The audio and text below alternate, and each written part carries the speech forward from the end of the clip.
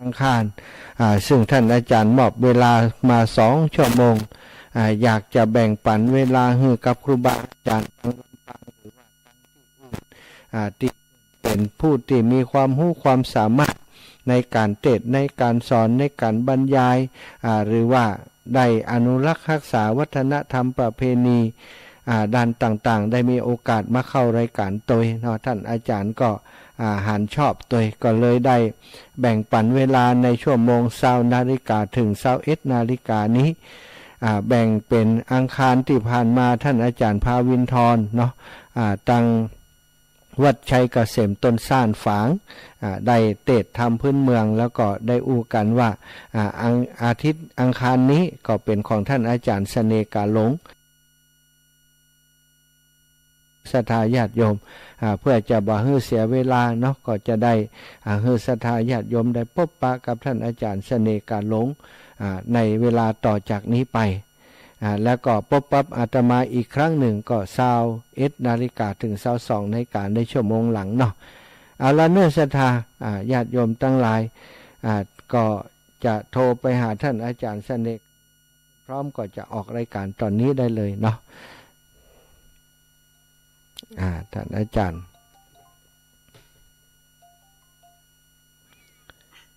ครับผมท่านอาจารย์พร้อมเนาะครับผมครับเข้าได้เลยครับสาระฟังไปยังปีน้องคงเขียนห้องล้านน้ำผู้ฟังธรรมะมีมากรุ่นเหลือสายใหญ่เขือเพื่อนทำร่วมสร้างเคลื่อนสีขาวมีหลายมากกว้างเชียงใหม่ลำปางก่อนนักนาปูนเชียงไฮ้มีไปพร้อมพระพะเยาแป่น่านก็มีแม่ห้องสอนนั่นฟังมาหลายปีพระสงฆ์องค์ดีเทศสอนจ้องเมืองตากมีหลายติดตามลำทองถั่วบ้านถั่วจองแห่งนี้คนบุญใจบุญบ่ลบหลีกลี่ธรรมะถึงบ้านเปิดฟังสอนใจสอนจิตเอาไว้ปลูกฝังอันแห่งบุญดังอัน50 นิ้วก็กับผมขอถวายความเคารพพระเดชพระคุณหลวงพ่อพระโคอภิวัตรมาปากตังเจริญด้วยความเคารพอย่างสูงที่ให้โอกาสเก่ากับผมแล้วก็ขอกราบขอบพระคุณพระอาจารย์มหาสมชาติด้วยความเคารพเหมือนกันที่ได้แบ่งเวลาอัตมาภาพกับผมมาได้ได้สร้างออกรายการในคืนสีขาวแห่งนี้อัตมาภาพมีน้ำประกาศว่าเสน่ห์กาหลงพระอาจารย์เสน่ห์กาหลงรายการอยู่คืน106.50ลำปางทุกวันอาทิตย์และวันอังคารเหมือนกันแต่วันอังคารกลางคืนอาจจะได้สลับกันกับพระอาจารย์แห่งรูปหนึ่งที่อำเภอฝางเหมือนกันตามที่พระอาจารย์ได้ชี้แจงตะกี้พระอาจารย์สมชาติได้ชี้แจงตะกี้ก็เป็นชะตานาบุญ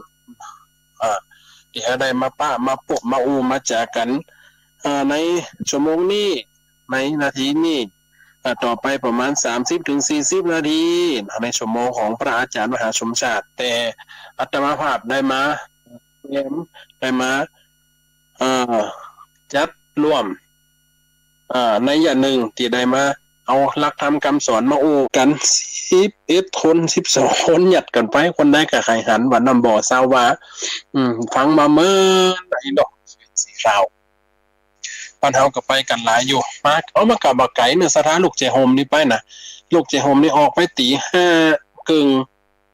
ไปถึงพุ่นกับประมาณ 8 โมงไป8 โมง 14-15ก็ถือว่ามันไก่ลูกพุ่นมาเพียทำบุญอย่างแล้วเสร็จนะออกพุ่นมาประมาณบ่ายโมงมาถึงบ้านก็แวะแอววัดแสงแก้วโพธิญาณก็มาถึงบ้านก็ประมาณ 4 โมง 5 โมงเหมือนกันก็มาถึงกับค่ำแต่ว่าหอหน้านี่ตะวันมันสูงเนาะโอ้กับม่วนเนอฟังไว้พอเพิ่นมีการแสดงหลายๆอย่างมีการร่วมทำบุญด้วยศรัทธาแท้ๆนะโอ้มีถึงตนเงินตนทองตนเตียนเป็นตนหมดทุกอย่างเนี่ยเกิดขึ้นถ้ามีต้นมีเก้ามันก็ย่อมมี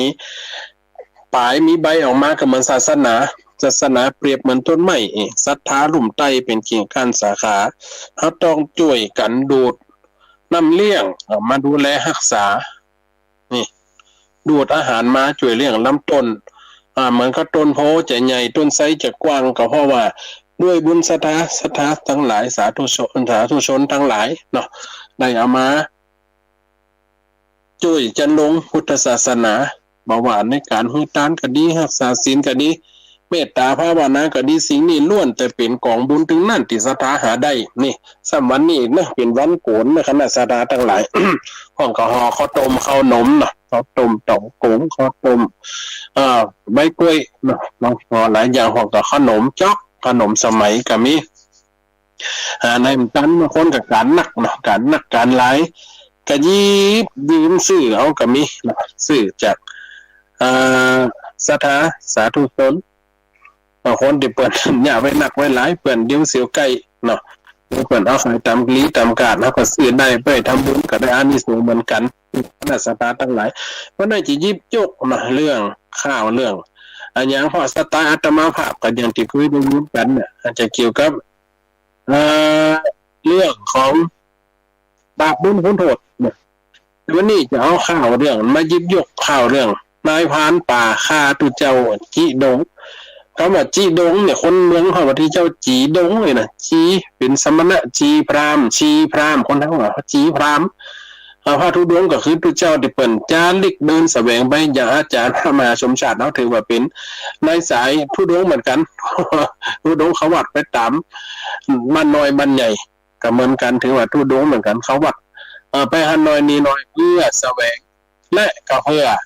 สรรสร้างและเขาเพื่อสั่งสอนนี่ที่ไปกันมันก็หลายอย่างตุเจ้าเอาไว้หลายแนวเนาะตุเจ้าสร้างก็สร้างไปตุเจ้าเสกก็เสกไปตุเจ้าสอนก็สอนไปอย่างที่นักจันรายการเนี่ยถือว่าเป็นตุเจ้าสอนตุเจ้าสร้างก็สร้างไปเลยสร้างวัดนี่ไปวัดนั่นอย่างครูบาเจ้าศรีวิชัยเฮานักบุญแห่งล้านนะที่แนวหูที่เฮาเคารพกราบไหว้ตุบุญแห่งล้านนะก็เป็นพระสร้างไปโอ้หลายร้อยหลายพันวัดสร้างไปหนักนี้เนี่ยเปิดใบสร้างกับวัดตัวอย่างเดียว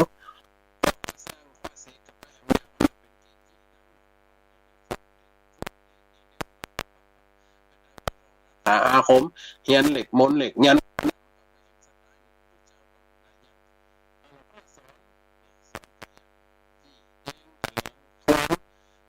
ธรรมของสัมมาสัมพุทธเจ้าเอามาเทศนายิบเอามาตีออกเป็นสารแหลกแจกเอามาเป็นความเจ่มใสศรัทธาก็ได้หู้ได้หันศรัทธาก็ได้เข้าใจโดยเข้าใจตันสิ่งนั่นก็คือเป็นการเข้าใจหนักยิ่งกว่าเดิมฟังเก่าเหล่าใหม่ฟังซ้ำฟังไปฟังมาจนละเอียดละออเหมือนเฮาเหิงซ้ายศรัทธาทั้งหลายเฮาเหิงซ้ายเนี่ยเหิงออกหินออกซ้ายออกมาจากหินในกลายเป็นซ้ายเม็ดกลางมีเหิงจากซ้ายเม็ดกลางก็เป็นซ้ายหมอกซ้ายละเอียดนี่มันหู้ทองแท้จิตใจคนเฮาก็เหมือนกันนี่เอาจะไปให้มันคูณมัวให้เจนสามารถลบมันได้ล่างมันได้ก็คือเอานำทำคำสอนเนี่ยลบล่างบ่เหมือนกับเขาเขียนพิษปากกาเอาในชีวิตมันลบเขียนพิษดินสอเฮายังลบมันลบได้ลบคมพิษเนี่ยลบบันได้ลบคมชั่วนี่เขาลบบันได้แต่ว่าคือมันเบาบางไปนักเป็นเบาเป็นบางเป็นแหลมเต็มเตะเป็นมันแพ้อีโลคนข่าวเรื่องนี้ชื่อว่าข่าวเรื่องนายพรานป่าฆ่าตุเจ้าจีดงมันเป็นอย่างไรขนาดศรัทธาลองติดตามฟังฝันเนอะฟังแล้วจะได้เข้าใจในเรื่องกรรมเรื่องเวรเรื่องกรรมสนองกรรมนี่มันจะเป็นอย่างไรลองฟังฝันเนอะกรรมโมนาวัตตาโลโกองค์พระพุทโธได้จีส่องแจงสัตว์โลกสงสารกรรมหานเติมแห่งบุญบาปป้าไปบ่จ้าบ่ว่าสัตว์ใดอันไปลมฟ้าบ่พ้นกรรมหน้าป่ามัวทำดีชั่วหายบ่หายจากตัวเหมือนไก่หัวนำจำไปแต่งสร้างจะยกเรื่องกรรมขี่ย้ายเก่าอ้างเจินมา ฟังเรื่องนี้อัตถากาถาจักจาก่าวจีเรื่องนี้เกิดเป็นในอัตถกถาจารย์ที่เปิดจารึกเขียนไว้หรือในธรรมบทบรรยกตัวอย่างมาเนาะจากกล่าวจี้นายพรานผู้ใจมืดดำมีนายพรานคนหนึ่งทำผิดคิดให้ยังป่าปากกรรมยกตกใบตำนาโลกเป็ดหมอรักษาทายายใจงามแห่งคอ ใจความแห่งขอเป็นสารได้นอฟังไว้ยังมีนายพรานเนี่ยก็คือคนหากินตามแพะตามป่าหันอย่างมันก็เอาหมดนี่ปล่อยแม่หันหนอเอาหนอหันเฮ็ดเอาเฮ็ดหันซัดเอาซัดนี่เรียกว่านายพรานป่าถ้าพรานน้ำก็คือหากินทั้งน้ำหมอเหหมอจำหมอหิงหมอซ่อน หมองมพรานป่าอันนี้พรานป่าหากินจะใจล่าสัตว์ป่าได้ทั้งวันหากินเช่นนี้เป็นนิจจากการแบกเปินยายันถ้าดูเถียนกาแบกปูหาดูเข้าป่าล่าดงเดินชาเพาะหน้ามีหมาร่วมไปสอดเจาะสี่ตัวบอกไปโลกมีหมาด้วยสี่ตัวมันถึงเปิ้งหนอหมากับคนสอดนี่นะถ้ามีหมากับมันได้กินอ่ะโลกตาคนเฮาหันทีหมามันหันโลกหูดังมันก็สับหูมันก็ฟังตามันก็หันทีเหลือคนสี่ตัวบอกไปโดยไปแนบเลาะยังพื้นป่ากวางเดิมมาปะหนูป่านกสาตินเวหามันยิงเอามากินแล้งใส่สัตว์อันสี่ตีนเตียวตามลุ่มไตบอกว่าจับก่อนกิ่งไม้จอนแจและหินมันตึงบอกไว้เต่าแลนดึงเม่นกวางฟันปั้นว่าเป็นสัตว์เชื่อเดรัจฉานมันยิ่งมามีใจจืนสู้เนาะยิ่งใดมันก็ดีใจผู้ที่หากินผู้ที่ปฏิบัติธรรมใดผู้ที่ถึงสุขใดคนละก็ย่อมถึงสุขคนที่หากินกับจะอีเพิ่นได้ทรัพย์ได้สิ่งมามันก็ดีใจตามฐานะตามที่อาชีพของตัวอย่างตุเจ้าบิณฑบาตเหมือนกันวันค่ำออกวัดไปบิณฑบาตได้อย่างสักอย่างกระเป๋าลงอย่างโค้งแป้มปัน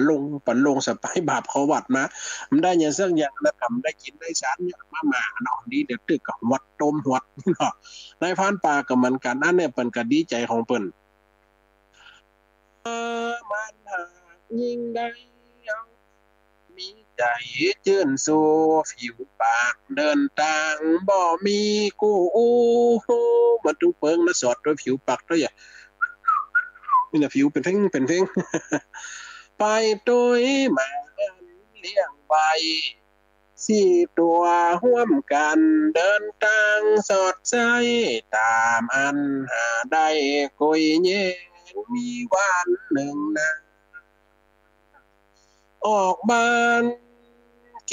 หังห่อเข้าไว้ฟังยิงสัตว์สอดดันนี่พอก็เข้าไปกูไปสอดกูถึงได้กินแน่อีหลออุ่นใจอึกนึกเหมือนข้าวซุกมียังไหอย่าคนเก่าปันหวานเนาะขนาดสถานทั้งหลายพอกับข้าวซุกไปอย่างเดียวมันถึงได้ได้หนึ่งก็ได้หนึ่งเข้าแค่ละลูกเป็นมินิมาร์ทลูกมันจะได้ซื้อเนาะสอดเก็บเอามีหันมัดสอดดัน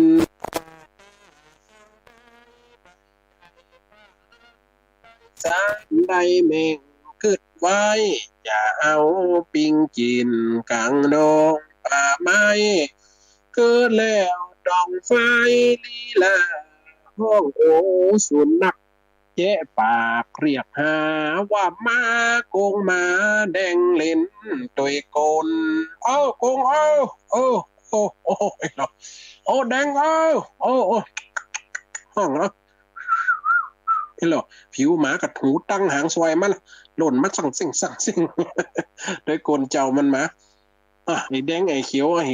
เลนไอ้ลายปัตตกันมดสี่ตัวลุ่มๆลำๆนี่แดงลายโดยกลมาก็หกมาวิ่งล้นจนตัวตามโดยคนเลี้ยงนานไปหอดเกิงตังขายอขายันพระจวบอันตนดีลกแบกกงธนูออกบ้านโอ้หมาด้วยกลหมากับด้วยกลหุย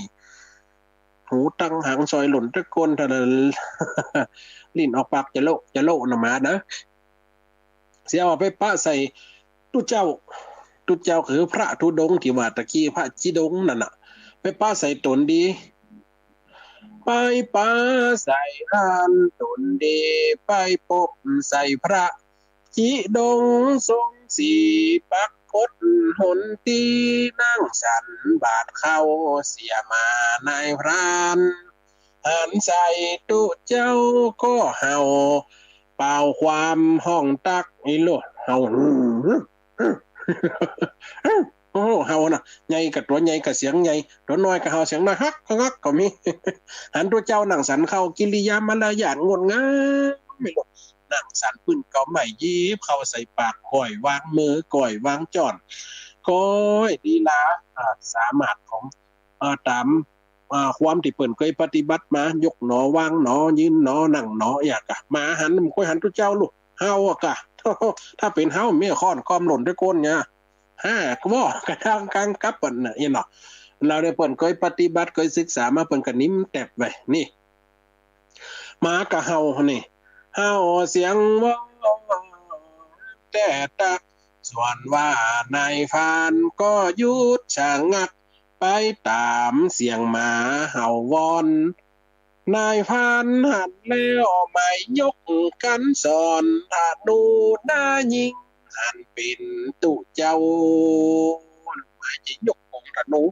จะยิงสกัมมันเป็นยำหมัดมันกวางกับพานกับหมูอันนี้เนี่ยใหญ่จังนี่โอ้กำลังจะยิงว่าเฮ้ยนี่เลยอย่ามากันเข้ามาเจนเหียยังแต่เฮ้ยออกปากเลยออกปากจะเป็นกรรมย่อเย้ยออกบานมายามบ่ดีโน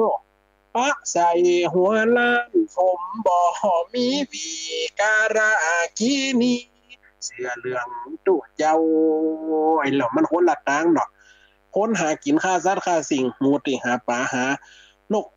มาหันใส่ตู้เจ้าผู้ทรงศีลกันยอมบอกโอ้ป้าใส่เสียเหลียงให้บ่เฮ้ยมันได้กินนะมันได้กินนะไอ้เนาะแกนนี่เนาะเปิ้นว่าป้าตู้เจ้าหมานอิ่มจะกล้าป้าแม่มันแกนอิ่มจะได้เนาะอันนี้ป้าใส่ไอ้บุหัวมีผมหวีนี่นะการละกินนี้ตายคุณได้ใส่เฮงวันนี้มันได้กินหยังกันนี่มันซะขอกินข้าวอยู่หั่นกินข้าวกับลูกเปิ้นเมียเปิ้นตะอ่านน่ะแม่งวนนี่มันได้เรื่องนี่ลูกล้อกินกับที่เปิ้นนำมาฮือพระภิกษุแปลว่าหยังคณะศรัทธาทั้งหลายพระภิกษุแปลว่าผู้ขอลูกขอคือบิณฑบาตน่ะบาตน่ะหมายถึงภาชนะที่เอาใส่เดินบิณฑบาตเปิ้นใส่ก็ใส่มันใส่กันแล้วไปยามได้ไปยืนหลมได้ยังขอทานเนี่ยมันสุกๆต่างๆอ่ะเนาะอันล่ะปอสมควร โทรมาอย่างเจ้าจีจะหาฮัลโหลปอสมควรบ้านบัวคอนวางไปเหี้ยจ้อย อันนี้ปอสมควรโทรมาโอ้ถึงไหนตะกี้ หันตัวเจ้ากินข้าวเลยมันพอใจว่าหมาไปเห่าแจงอันออกบ้านมามันจับย้ำบ่เฮ้ยหมาเห่าตัวเจ้าบะเฮ้ยเนาะสุมาเอาไว้ใหญ่กำเมียงเนาะเพราะว่าการการเตดก็ต้องเป็นจะอีคณะสถานเนาะการลักษณะของเปิ้นมหาศิษย์เจ้าก็เลยหมู่หากินนี่มาหากินนี่หมู่ขี้ข้านนี่มาบวชอยู่วัดป่าจมบุ่มอยู่หั่นน่ะหันใส่ตุเจ้าบ่ฮิบ่หาบาทขอเข้าลูกเมียเปิ้นเลี้ยงโจกลังบ่มันบ่ได้สักเพียงอย่ากาว่าอันตัวหาบ้านฟังเอิ้นห้อง โอเอาฝูงมาเข้าป่าหน้าดงยามวันสอดดันโอกงโอ้โอ้แดงจะไปเฮาอย่างนั้นได้ติ๊งเฮ้ยเสียเหลียงนะบ่เฮ้ยหรอเมื่อเฮาหันใส่เองมันได้กินหยังอ่ะนี่นายพรานโกกามันชื่อนายพรานโกกะนะคณะสถาทั้งหลายจำไว้เนอะโกกะพรามโกกะโกกะพรานนายพรานนะนายพรานโกกาชื่อนำว่ามีใจโหดดันหันพระว่าจับบอดีปกสามานะเลยป่าเอามาหนีไปสอดยิงสัตว์ป่าโดยความหมายใจสอดไปสอดไปตามโกยตีใดเคยมาแฝะนี่เคยมาล้อมนี่เคยมาหลิมนี่เคยมาห้วยนี่ได้วันนี้เสาะเข้าเหลียวใส่มีนกเหลียวหัวหันหนูมีเสียงสัตว์อย่างกำแล้วเคยไปตีใดคืนหอยโดยสันก็ฝันเรียบไกลกาตางไก่เดินไปไล่ปิกเพื่อย้อยเป็นสายพอเปียปิกซิกบ่มีสัตว์อันเตียวเดินดักเงียบซอยลอยบ่หันบ่เฮินสอดป่าบ่เมินดักเหียหายจอยเริ่มโคตรละเต้าเอวละโอ้ซ้อมยังกำได้หนูกำห้องนกกำห้องมันเป็นทหารทุกเจ้านั่นน่ะออกบ้านมาป้ามจับแย้มหาว่านี่ก็ได้ไปห้ามย่อมใจ โจมคือแฝวหมาคนทำมันมีศีลมีธรรมลูกหากินกับจะอีอยู่แล้วโคตรไปติ๊กบ่มีสัตว์ใดตัวใหญ่ตัวน้อยบ่หันกายหน้าแต่ให้นกหนูก็กินตามต้นเก่าไม้ยังบ่ได้หันบินมันนึกในใจลังบ่ได้กินย้อนโดนสินทำหันเมื่อออกบ้านมันโคตรมังใจจมกำซ้ำหันว่าไอ้สินทำหัวล้านมันเป็นแต่มันเกณฑ์กำให้นั้นพอหาสัตว์อันบ่มีถึงจังหำให้ถึงจังให้ลำไอ้หมูสงสีกาลากีนีนายผ่านจมสามอูเติมหูแล้วหูหายจมสุดตังขึ้นห้วยลอยห้องจมฮะเนาะตุเจ้าบะเนาะอีกะมานี่เฮาแกนใบแกนเหงาห้าป้อมได้กินสัตว์กินสิ่งได้กินแมงหอเข้ามานี่มันได้ถ้าอุทาได้กินเข้ามันได้นี่โคตรเกลียดนี่คนเฮาน่ะมิ่งโคตรไปโตดใส่คนอื่นขนาดสถานต่างหลายคนเฮาน่ะโตดเปิ้นต่อจ้าโตดตัวต่อจ้างอ้างว่ามีไหนโตดเปิ้นต้องให้เคาะคอดใส่จนเจียงกำเก่าเปิดตึงสอนลูกสอนหลาน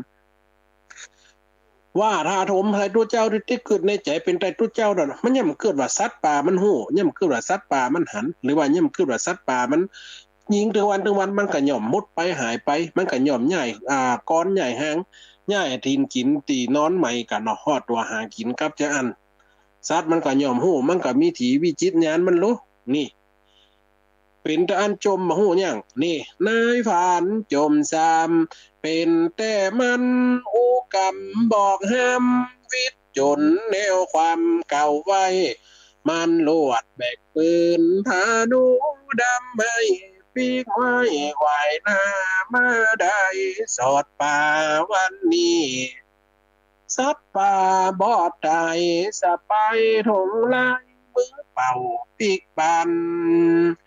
ส่วนว่าในพันโกกะว่าออกป่าลันจากแพะเดินตั้งมาไก่อยู่เตะและลวดแวะนั่งตั้งฟักเศร้าหันซามานักตนองศาเหล่ามันใจเกิดเบาอาธรรมตำใจเสียงสายเข้ามาแม่บ่ไข่เด้อเข้ามาอย่างจ้ำลังคืนสั้นโหฮัลโหลเจริญพรโยมแม่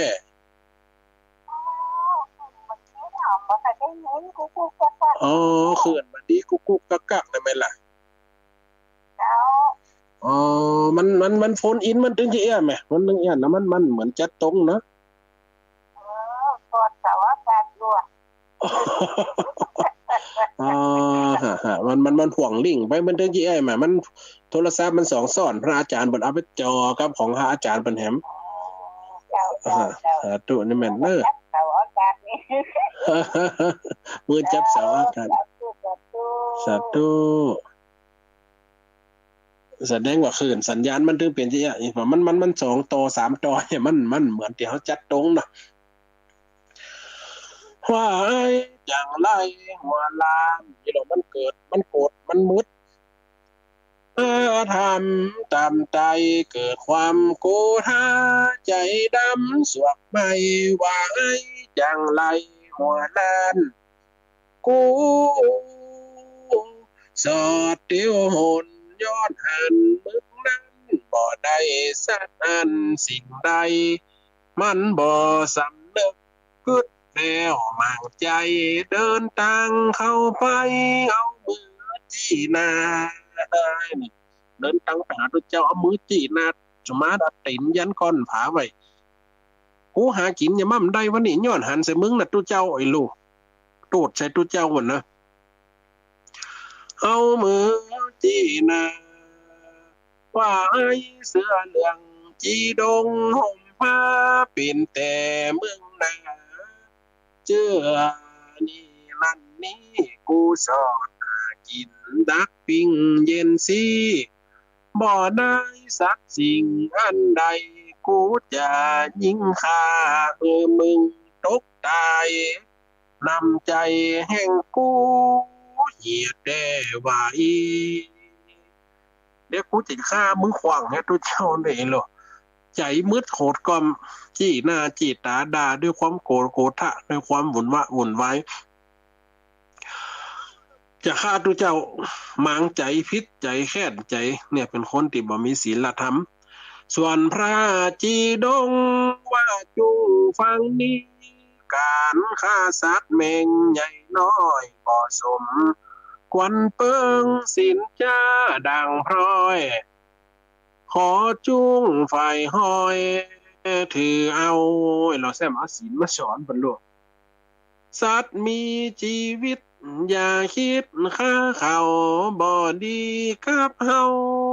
บาปกรรมจักฆ่าไอ้ลูกบาปกรรมโอคาส่วนว่าโกกานายพรานใจบ้าว่าเฮ้ยอย่ามาอูนักเรื่องทำเรื่องศีลตัวข้าบ่มักเพราะเป็นแต่มึงนี่นาบัดทำมาสอนตัวเจ้าไล่สารละไม่มันดำเทิมอย่างฟังคำทำกินริกดำกับเขาไอ้ลูกฟังคำขี้เหล้าได้กินหลับทุกวันอย่างทะลุท้องผ่านนั่นนะเป็นอย่างแต่บ่มักเพราะเป็นแต่มึงนี่นามาจุยมันจุยมาเลี้ยงฮือเขาวิ่งหาว่าหมากงมาแดงเล่นหมาคาปนั่นห้องของหมาลูกจะฮือหมาไปคบตัวเจ้าจะฮือหมากั้นตัวเจ้าจะฮือหมาคบไปเงียบตัวเจ้าไปไล่คบบ่ต้องไว้หน้าจุยหมาออกมาไล่งับตบมือเหิบเสียงสำเนียงตอบรับมาฟังเจ้ามันวิ่งไปเอาจุยเราจุยหมาเขาใส่คนเก่าบนบานนะรอใส่รูปลับจะงับมือตายตูเจ้าตกไปหกไปตกใจกอดปุ่มไม่หลหมารอเขาใส่3 ตัว 4 ตัวทุกเจ้าก็ตกใจอ่ะคือกรรมฐานกับแม่นน่ะกรรมฐานเป็นกันลุดฝั่งคนเฮาน่ะรอเขาใส่หกขึ้นบนต้นไม้นี่มาตั้ง4 ตัวเฮาอยู่ลุ่มตุ้มยุ่มเงิงงังไหลซับตุเจ้าจีดงใจโตกอดฮับเป่าคืนง่าไม่ย่อยันมาอยู่ตั้งลุมตุเจ้าเกาะพัน สองตีนยันอยู่กิ่งไม่ห้อยส่วนพันกูกามันก็รำถอยว่าจะฆ่าตายบ่ไหวลูกตุเจ้าฮกขึ้นต้นไม้วิ่งขึ้นต้นไม้หมาก็ยืมตึงดอกยื้อวิทยื้อหวามงับวิทงับหวามนายพันโกกะมันกันโอ้มึงว่ามึงอยู่ตั้งบนมึงตายเดี๋ยวก่อนกูถึงจะส่งเคราะห์ตุเจ้าตัวนี้นะไอ้ลูกไปเหลาไม่เลี่ยมมาสนะสตาร์ตุเจ้าก็ขึ้นต้นใหม่มันก็เอาไม่เลี่ยมไล่แตงสุมาแต่แตงองค์ตีนพระธุดงค์แตงหน่องแตงแข่งเพิ่นจะหึ่งเพิ่นตกลงมาจะหึ่งหมากั้นคิดจะทำร้ายเพิ่นเนี่ยคนเฮาคิดจะทำร้ายล่ำถอยว่าจักเอาตายบ่ไว้มันก็ถอนเอาลูกศรดำไม่ลูกดอกถ้าหนูเอามาไปเลี่ยมคมสว่างเงียนขึ้นพอหาตั้งยังปัดตาองค์ตีนตัวเจ้าเจ็บแสบเหลือใจเลือดดำกำเศร้าหลายลงติดยังจริงไหมโอ้ยโอ้ยเขาสัมพอแดงมันเล็ดจนว่าโอ้ยจะไปหย่าคาเตอร์หรอขอบิณฑบาตชีวิตเนเตอร์นายพานเอ้ยอย่ามาพูดตัวเจ้ามันตายวันนี้จะตายวันไหนเอ็นโลตัวเจ้ายกแข่งใช่มันก็แตงแข่งขวาเอาตีนขวาเขาลงมันก็ตั้งแข่งตั้งขาปนจนพอเลียดย่อยลงมาปดปัดนี่จนเลือดไหลติดกิ่งไม้ตูเจ้าจีดองออกปากจะใจว่าขออย่าได้กระทำเจ็บแสบเจ็นลำมือก็ดีกำตีนข้างหนึ่งตำยกข้างหนึ่งหอยห้องว่าไว้ปากว่าจอยขอปออินดูจิมเตอร์ขออินดูในก็ได้คนเฮาคิดอย่าทำร้ายหน่อยนายพานโกกาซ้ำยิ้มเยอะมันตึงบ่วางบ่ปอบ่ฟังคำร้องตัวเจ้าเก่าคอมันตึงบ่ปอตั้งขึ้นเสียบขึ้นมาก็เห่าแทมเงึงงังอังอึงตุเจ้าก็ยืนห้อยไว้ดูบาปก่วมกรรมตันมาบ่ใบนี่นะผ้าลังกาใดตุ้มมาผ้าลังกาก็คือจีวรตุเจ้าเนาะผ้าจีวรผ้าสังฆาเนี่ยจีวรตันพระหลุดอุยวัฏฐาตกลงมากะลุ่มถูกต้องใส่ตัวในพานั้นอยู่ลุ่มห้องมาหันกำเดียวบอดยาหมามันนึกว่าตุเจ้าตกลงมาอย่าเต็มใจรถตกมากับผ้ามันใจสะบงนะขนาดสะท้าสะบงที่ยังสิ้นน้ำใจนะผ้าลังการที่ตุ่มนะถ้าว่าสะบงหลุดมากัดโป้เลยมาหันกำเดียวบอดจามันนึกหมายใจตุเจ้าตอดตาตกมาลุ่มห้องไปบนบาดเดียวนั้นมาก็วิ่งตนสี่ตัวเข้าดนคบกาบงับจัวนั่นแหละมันหมายใจเป็นพระนุ่งผ้าได้ตกลงมาเมื่อนั้นช่วยกันคบย้ำเขี้ยวคำหล่อลั่นเลือดไหลออกอันดำแดงสิ้นใจแล้วกำได้สะเวงวิบากปาแห้งผลกรรมมาใส่สุดท้ายนายพรานก็ตายนะตายเพราะหมาตัวเองกรรมซาน้องกรรมนี่ปนบ่ได้ตกลงบายบ่จ้านี่และหนอเอา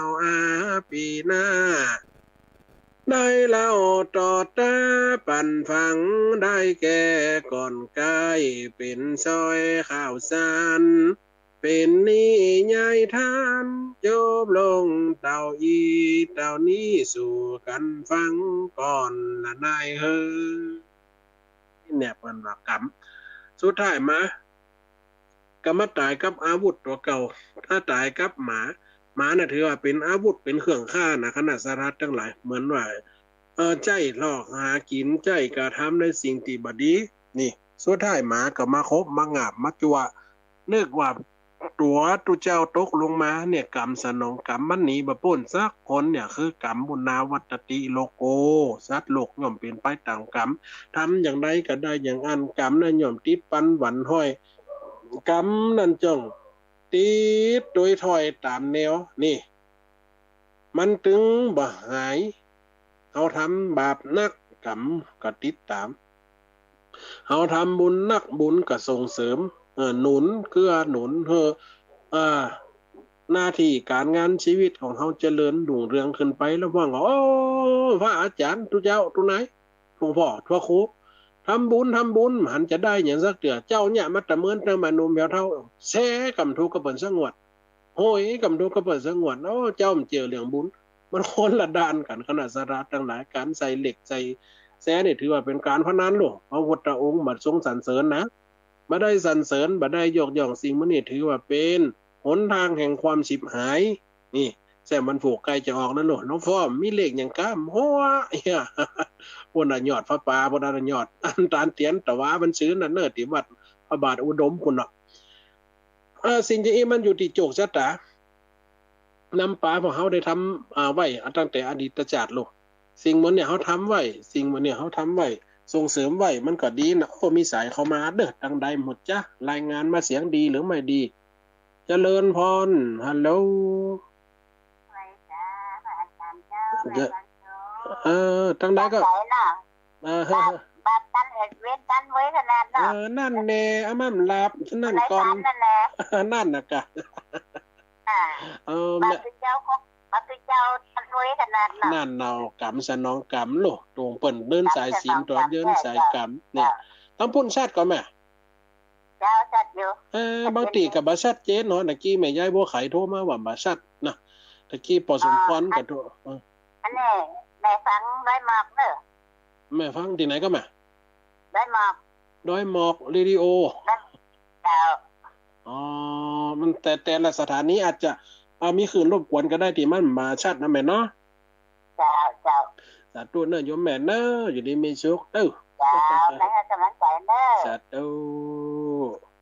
เจ้าสาธุเจ้าไว้สาธุโทรมาแจ้งลังติกระชัดลังติกำชัดเด้ออาจจะเป็นแต่สถานีก็ได้แม่เป็นเมฆนักกระมืดทึมกำได้นะมันก็เป็นจังอันถ้าใครจะโทรมาก็0871820625เด้อฮัลโหลเจริญพรมาตรการเจ้าตั้งใดจ้าแม่หลงวัวแดงนายพรหลงวัวแดงหลงวัวแดงนี่น่ะที่เต้ามาแต่แล้วเนาะสาธุเด้อโยมแม่นะชัดเจนนี่แม่ทั้งคนน่ะอันนี้ก็บ่ได้ยินเลยฝนตกมันเป็นแต่ฝนจกโดยฝนลงมาเนี่ยบ้านเนี่ยน่ะปุดๆขาดได้ยินมันเป็นแทนนั่นน่ะเนาะที่เจอน่ะจกมันตั้งเป็นกันขามันดังขามันดังมันเป็นเมสันชีดอีนะแม่น่ะเจ้าน่ะคนเราบุ่มไปฮู้จักถังกะสีสมัยใหม่สาธุนะน่าจะตั้งผมโคตรละน่ะสาธุนะโยมแม่นะทำกลับมาได้ไว้มันตันด้วยนั่นเนาะคนอื่นเนาะแฟนแต่ก็ทำเจ้าเนาะตัวเจ้ามันคนก็ถือผ้าเหลืองนะแม่นมาถือคนก็ถือผ้าเหลืองเปิ้นเอายกแม่นยกว่าทางสายก่อนนี่เมื่อไหนนี่นะแต่แค่คนเท่าก่อนเป็นพ่อผ้าเหลืองไปได้เรื่องเด้ออย่างนั้นได้ก่อนนี่เมื่อวัดมาว่านั่นน่ะมันไม่ใช่ที่เจ้าเลยอ่ะนั่นน่ะสาธุนะโยมแม่นะสาธุเด้อโยมแม่มาตรการแต่คนอื่นจะโทรมาสาธุเด้อแม่นี่ก็มันอุปมาว่าพระธุดงค์หมายถึงว่าสายทั้งธรรม อุปมาว่าสายทั้งพรายพรานเหมือนเสมือนผู้ที่ทำมาหากินเนาะมีสายเข้ามาเนอะสัตว์ดูแม่สายทองบ้านหง เจ้าไม่ใส่ทองเจ้าโยมทองไม่ใส่ก้อนทอง สัตว์ทองบ้านห ชัด ง เจนดีกว่าอันว่าเราต้องสอบก็18.75เอาสาธุแม่ต้องพูดชัดเจนแสดงว่าบ่มีคลื่นรบกวนเมฆบ่ เมฆ ชัดเจนดีแล้วข่าวอันนั้นก็ธรรมะเป็นข่าวของหมดนี่เนาะ นั่น เข้า น่ะ ใจดีจ้ะ ว่าเป็นกรรมไปแม่เนาะ เจ้า สาธุแม่เนอะ เป็นกำลังใจให้กำลังใจนะเจ้า สาธุโยม เจ้า สาธุเนอะ สาธุกับใบสาเจ้า สาธุคนใดจะโทรเข้ามาก็มีเนอะแม่เบอร์โทรเนอะ0871820625เนอะอันนี้เป็นเบอร์โทรอาตมาภาพเองเนอะ ฮัลโหลอันนี้แม่สีกุลเวียงหนองรอง กับใบสา สาธุ สาเจ้า โยมแม่ชัดเจนกันแม่ ชัดเจนดีเจ้า ล่ะ ไม่แทนจ้ะ วันมาแทนกันแม่ทุกวันการจะสลับกันออกแม่ทุกวันการกลางคืนนะตอนนี้นะ เอา ถ้าว่าติดนี่อาตมาภาพออกนะแหมติดกับตุปีพระครูตางเมืองผางออกแหมติดกับสลับกันเนี่ยแม่วันหูเวียนกันออกไหนเดือนกัน ก่ จะ อนนี้นักออกเนาะ เดือนจะป้ากัน2ครั้ง แก่มันเน้นนักออกเนาะคืนเนาะ แม่นเน้นหลักออกของ แล้วมันเดี๋ยวเปิดออกวัดเนาะ แล้วแม่นล่ะสาธุแม่นเด้อ เจ้ากำลังใจเด้อ สาธุแม่ เจ้าสาธุ ฮัลโหลแม่สมบูรณ์มันไร่ศิลาทอง เจ้าไว้สารเจ้าเกิดตะเกียมันเป็นอย่างพดแพะ อันนั้นพระอาจารย์เพิ่นอันเพิ่นดินค่ะอันนั้นก็ได้ยินอยู่กันแม่ผมก็ได้ยินกันพระอาจารย์เพิ่นดินเนี่ยก็เขาก็ได้ยินแล้วนะมันปดปัดปดฟันนะเพราะว่ามันเป็นห่วงจากโทรศัพท์ไปอย่าแม่มันก็อันน่ะพระอาจารย์ได้ดินหายใจแห้งกับได้มันดังหนู มันดับสาธุนะแม่นะสาธุ เจ้าไว้สารเจ้า ฮัลโหลสาธุเนอะ ไว้สารเจ้าพระอาจารย์ โยมแม่ ยังไม่น้อย โยมแม่น้อยวันไล่นาน้อย สาธุโยมแม่นะชัดเจนนะแม่ล่ะ เจ้าชัดเจนแม่ไปทำวัดนะตะกี้จ้ะฟังพอดี สาธุแล้วโยมแม่เนอะสาธุเนาะมันขืนใหญ่เลย เจ้า ขืนใหญ่มันโทรเข้ามาหลายแม่เนาะเพราะว่ามันนั่นจนกันสาธุคนน้อยแม่ บาง เนาะ ครั้งก็ชัดเจนบางครั้งก็อุดรูดหายน่ะ แม่เนาะรุนหายไปมันจะอ่านหมายความมันพ่วงโทรศัพท์แม่มันได้จับโปรแกรมลิงก์เหมือนปกติ เจ้า ปกติถ้าว่าลิงก์ในอันคือสถานีมันจะเต็มสตรีมของมันสาธุแม่เนอะ เจ้าแม่เป็นกำลังใจเนอะพันจันเลย สาธุแม่ เจ้าไว้สารเจ้า ฮัลโหลสาธุเนอะ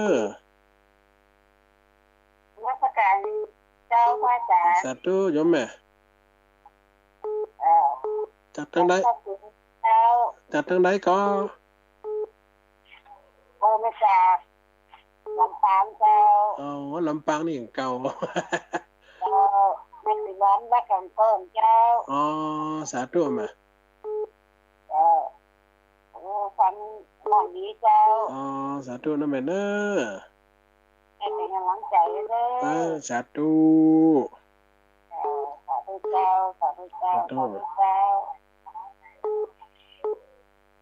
ฮัลโหลสาธุเจริญพรจากทางใดจ้าโยมแม่ ต้นหลวงติดาเจ้าไม่ติดเจ้า จีดานี่บ่ได้ โยมแม่ติบเนาะ เจ้า สาธุแม่เนอะในอันฟังกัน ต้ ถ้าว่า เป็นวันโน่เนาะ ม่วนนี่แหละข่าว เจ้า ข่าวนี่ย้ายมันถึงม่วนแต่งคนเดียวเขียนคนเดียวอ่านคนเดียวสาธุนะแม่เนอะ เจ้าเด็กรับกำลังใจนะเจ้า สาธุโยมแม่ เจ้า ฮัลโหลสายรถไปเนี่ยทางใดหมดเด้อฮัลโหลเจริญพร เจ้าแก้วไว้สาเจ้าธรรมอาจารย์ จ้า แม่ จ้า กุแก้วศิลพรศิเตี้ย อ๋อ มาโทงกับคุณเด้ อ๋อ อ สาธุบ้านห้องละป โอ้ น ชัดเจนดีเด้อ อ๋อ ธรรมอาจารย์เจ้า สาธุโยมแม่ 98.75มาโทษของซักนะเจ้า อ๋อการสิเป็นหัวตกนักสาธุโยม ห แม่ น้า เด้อ อ้อยโดยไข้หัวโดย ธรรมะบรรยายอะโทษม่วนดีเจ้าเข้าใจดีเด้อ สาธุไม่เป็นข่าวเป็นเครือยังฟังง่ายดีเนาะ เจ้า อ๋อสา โอ้ ธุ ยโดยไข้หัวโดยโอ้ม่วนเจ้า สา กับ ธุ ไว้จ่าได้พันธะเจ้า สาธุโย จัด มแม่ ตู้จัดตู้เด้ สา อ ธุเนอะ เจ้า ฮัลโหล ไว้จ่าเจ้าคนเจโฮมเป็นการ บ้านไหนฮะเจโฮมนี่ แต่ท้องคงดอน แม่ท้องพงดอนมันได้ไปด้วยกันนั่นอันกันติดต่อปนน้อยมันได้นี่ครับเนาะ นั่นกะจำกับจำคอจำสองเคยดอกเป็นค่ะ มันอันรถมันเตรียมให้ไหมมันนั่นนะ หน้าก่อนน้อยๆมันก็ว่าไปตั้งเหนียงก็เกี่ยวไปเหี่ยวที่เป็นกับไปตั้งเหนียงก็ อ๋อ ค แม่ น น นี้เป็นตัวไอ้ อ๋อสาธุโยมแม่ เดี๋ยว เด้อ นี้เขาได้รอเทียนแล้วเขาก็พา อ๋อได้ม่อนมาเจ้าใส่หัวแล้วลูก แต่ว่าฝากหาสมศักดิ์พร้อมให้เป็น อ๋อ ตอนนั้นนะ ค่ะ ยันเด็กต้องจ้างเขาบอกต้องเกี่ย อ๋อค่ะ วันนั้นไปรอเทียนตกหนองบันมันเกี่ยวกับวันทุกโทษกัน อ๋อ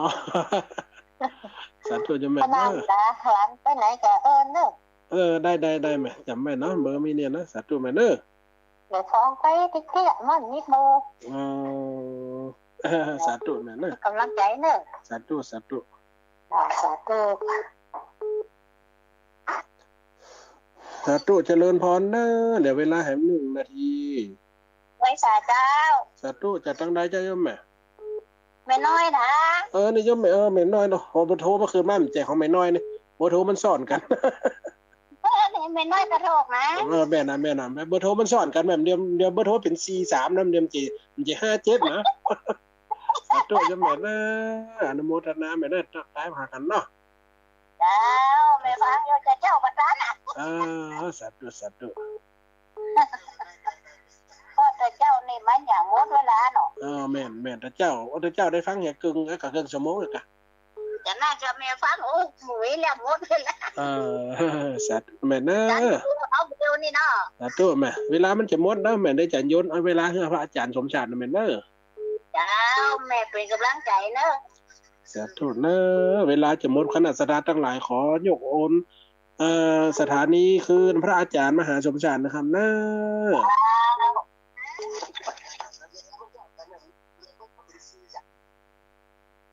สาธุครับพระอาจารย์เด้อครับผมครับเวลาข้ามเดี๋ยว1 นาทีจ้า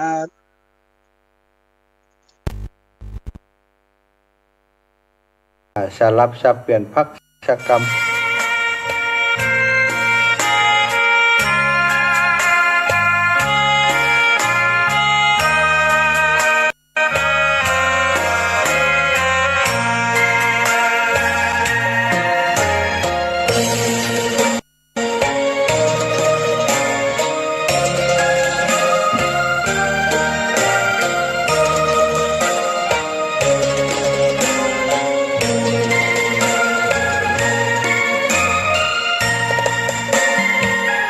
ดอกบัวดอกหนึ่งตึงใจไว้เพื่อบูชาแด่องค์พระศาสดาสัมมาสัมพุทธเจ้ามีความงามเงียบไม่เปรียบเทียบเขาเทียบเราใครมองไม่งามช่างเขาแต่เจ้าก็คือดอกบัวด้วยความสัตย์ซื่อยึดถือความดีเป็นหลักใครรักไม่รักก็ไม่จมปลักมองมัวเมื่อโผล่พ้นน้ำ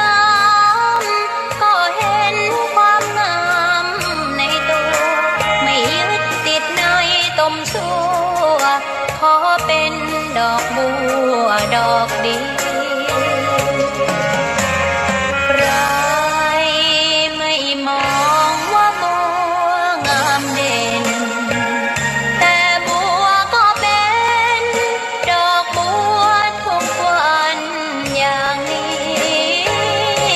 ไม่อยากเด่นดังแต่มุ่งหวังในทางเด่นดีเกิดมาเพื่อสร้างบารมีถวายชีพนี้บูชาดอกบัวดอกน้อยเฝ้าคอยคนที่ใจบุญมาโอ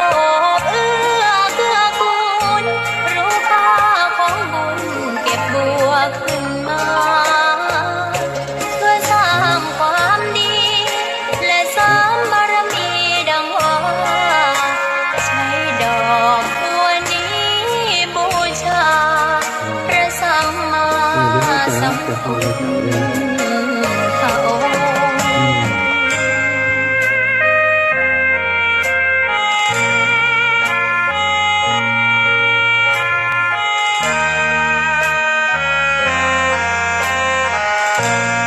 เป็นปัจเจก ใครไม่มองว่าบัวงามเด่นแต่บัวก็เป็นดอกบัวทุกวันอย่างนี้ไม่อยากเด่นดังแต่มุ่งหวังในทางเด่นดีเกิดมาเพื่อสร้างบารมีถวายชีพนี้บูชาดอกบัวดอกน้อยเฝ้าคอยคนที่ใจบุญมาโอบเอื้อเกื้อกูลรู้ค่าของบุญเก็บบัวขึ้นมาเพื่อสร้างความดีและสร้างบารมีดังว่าใช้ดอกบัวนี้บูชาพระสัมมาสัมพุทธองค์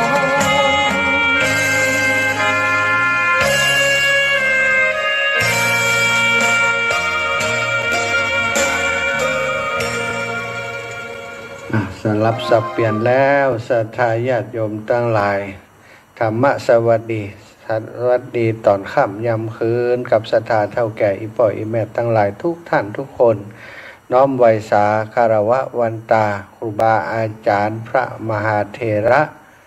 พระเถรานุเถระครูบาอาจารย์ทุกรูปทุกองค์เปิ่นสหพระธรรมิกสหพรหมจารีทุกรูปทุกองค์ที่เข้ามาติดตามรายการตั้งคลื่นสีขาวสารธรรมยามค่ำเมื่อค่ำยามคืนโดยเกล่ากับผมอาตมาภาพพระมหาสมชาติชาตปัญโยตะกี้ก็ได้มอบเวลาให้กับท่านอาจารย์เสน่ห์กาหลงเนาะซึ่งเป็นพระนักเผยแผ่ในกลุ่มของพระเผยแผ่พระพุทธศาสนาจังหวัดลำปางท่านอาจารย์เสน่ห์กาหลงนี่เปิ่นเก่งในเรื่องของการประพันธ์ข่าวจ้อยข่าวซอนะตลอดถึงอ่านข่าวเล่าข่าวอย่างเก่งศรัทธาญาติโยมเอามาแต่งเอามาประพันธ์แม้กระทั่งลูกศิษย์ลูกหามาขอให้แต่งเพลงเปิ่นก็แต่งได้นะ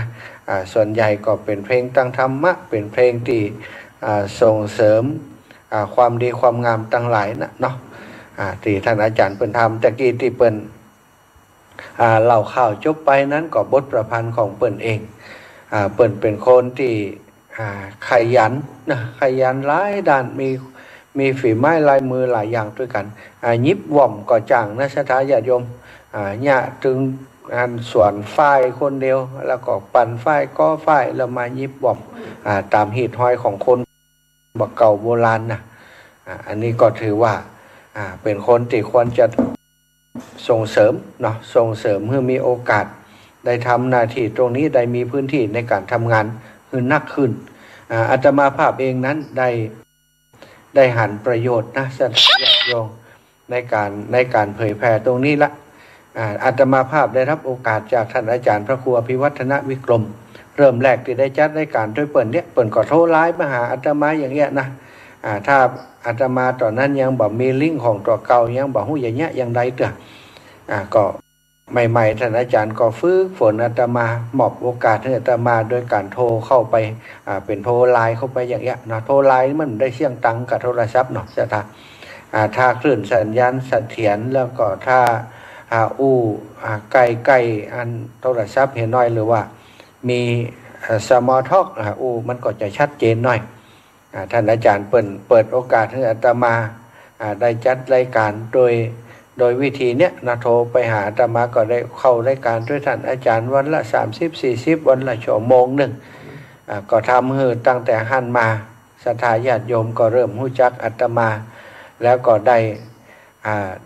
เมตตาได้ช่วยเหลือกิจกรรมที่อาตมาได้ช่วยเหลือโรงเรียนเนี่ยก็ได้ศรัทธาญาติโยมที่ฟังรายการเนี่ยได้ไปช่วยกับอาตมานักเนาะจากการที่ท่านอาจารย์พระครูพิวัตรได้เปิดโอกาสให้อาตมาได้มาจัดรายการได้มีพื้นที่ทำงานได้มีพื้นที่พบกับศรัทธาญาติโยมทั้งหลายก็มาคืดว่าตัวเก่าได้เวลาจากท่านอาจารย์มาจริงๆแล้วก็มีครูบาอาจารย์หลายรูปหลายองค์ที่เปิ่นมีความรู้ความสามารถแล้วก็บ่มีโอกาสเนาะศรัทธาญาติโยมพอได้รับโอกาสจากครูบาอาจารย์เปิ่นมอบเวลามาซึ่งในทุกวันอังคารในช่วงนี้ท่านอาจารย์เปิ่นมอบเวลามาที่อาตมาก็เหมือนกับว่ามอบเวลามาให้ตังพระเผยแผ่พระพุทธศาสนาจังหวัดลำปางของเราได้มีโอกาสได้มีพื้นที่ได้มีเวทีในการเผยแผ่ไปกับเครือข่ายคลื่นสีขาว8จังหวัดภาคเหนือซึ่งอาตมาก็มาดูว่าคนไหนที่เปิ่นควรจะได้รับโอกาสตรงนี้แล้วก็ที่ศรัทธาญาติโยมฟังแล้วเปิ่นจะมีความสุขก็ได้หันว่าท่านอาจารย์เสน่ห์กาหลงเนี่ยมีวิธีการนำเสนอวิธีการจัดรายการที่บ่เหมือนไผเนาะก็คือสามารถแต่งข่าวแต่งเครือเป็นคติสอนใจแล้วก็อธิบายความได้ดีมากก็เลยได้กับเปิ่นว่ามาจัดรายการด้วยกันในวันอังคาร1ชั่วโมงเนาะ20 นาฬิกาถึง21 นาฬิกาแต่จะแบ่งกันอังคารเดือนหนึ่งมันจะมีประมาณ4อาทิตย์เนาะศรัทธาก็จะเวียนกันอย่างเงี้ยท่านอาจารย์เสน่ห์กาหลงเข้าวันหนึ่งแล้วก็ท่านอาจารย์ภาวินทรเนาะที่วัดชัยเกษมต้นซ่านฝางเข้าวันหนึ่งแล้วก็จะถ้ามีโอกาสเนาะถ้ามีครูบาอาจารย์รูปอื่นๆที่เปิ่นต้องการพื้นที่ตรงนี้แล้วก็ดูแล้วจะมาเสริมให้การเผยแผ่ของเฮาเนี่ยเป็นไปในทางที่ดีขึ้นถ้าหากมีโอกาสก็จะนิมนต์ครูบาอาจารย์อื่นๆมาเสริมแหมนะเสริมแหมแต่ถ้ายังมีไผเตือกก็จะสลับกันท่านอาจารย์เสน่ห์กาหลง1อังคารนี้ของอาจารย์เสน่ห์กาหลงอังคารหน้าก่อนท่านอาจารย์ภาวินทรเนาะสลับกันอย่างอีกนี้ก็ได้กับท่านอาจารย์พระมหานพดลสุวรรณเมธีไว้ว่าถ้าอาจารย์พอจะว่างในวันพฤหัสวันอังคารก็อยากจะให้ท่านอาจารย์ได้มีโอกาสจัดรายการตรงนี้เนาะ20 นาฬิกาถึง21 นาฬิกาเนี่ยด้วยกันก็ดูว่าท่านอาจารย์เปิ่นจะพอจะมีเวลาว่างก็ถ้ามีก็สลับกัน2รูปเนี่ยเนาะตั้งเมืองฝางก็ท่านอาจารย์ภาวินทรนั้นเปิ่นเก่งในด้านของการเทศมหาจารย์ซะท่าเทศมาซีเทศมหาจารย์เทศกำเมืองเปิ่นเปิ่นกะโลงเปิ่นอย่างกาบเก้ากาบปลายนี่ได้หมดนะเก่งมากๆเลยขนาดใช้วิธีการโทรไลน์โทรอย่างเข้ามาหากันเนี่ยเสียงเปิ่นก็ยังฟังแล้วม่วนถ้าเป็นลิงก์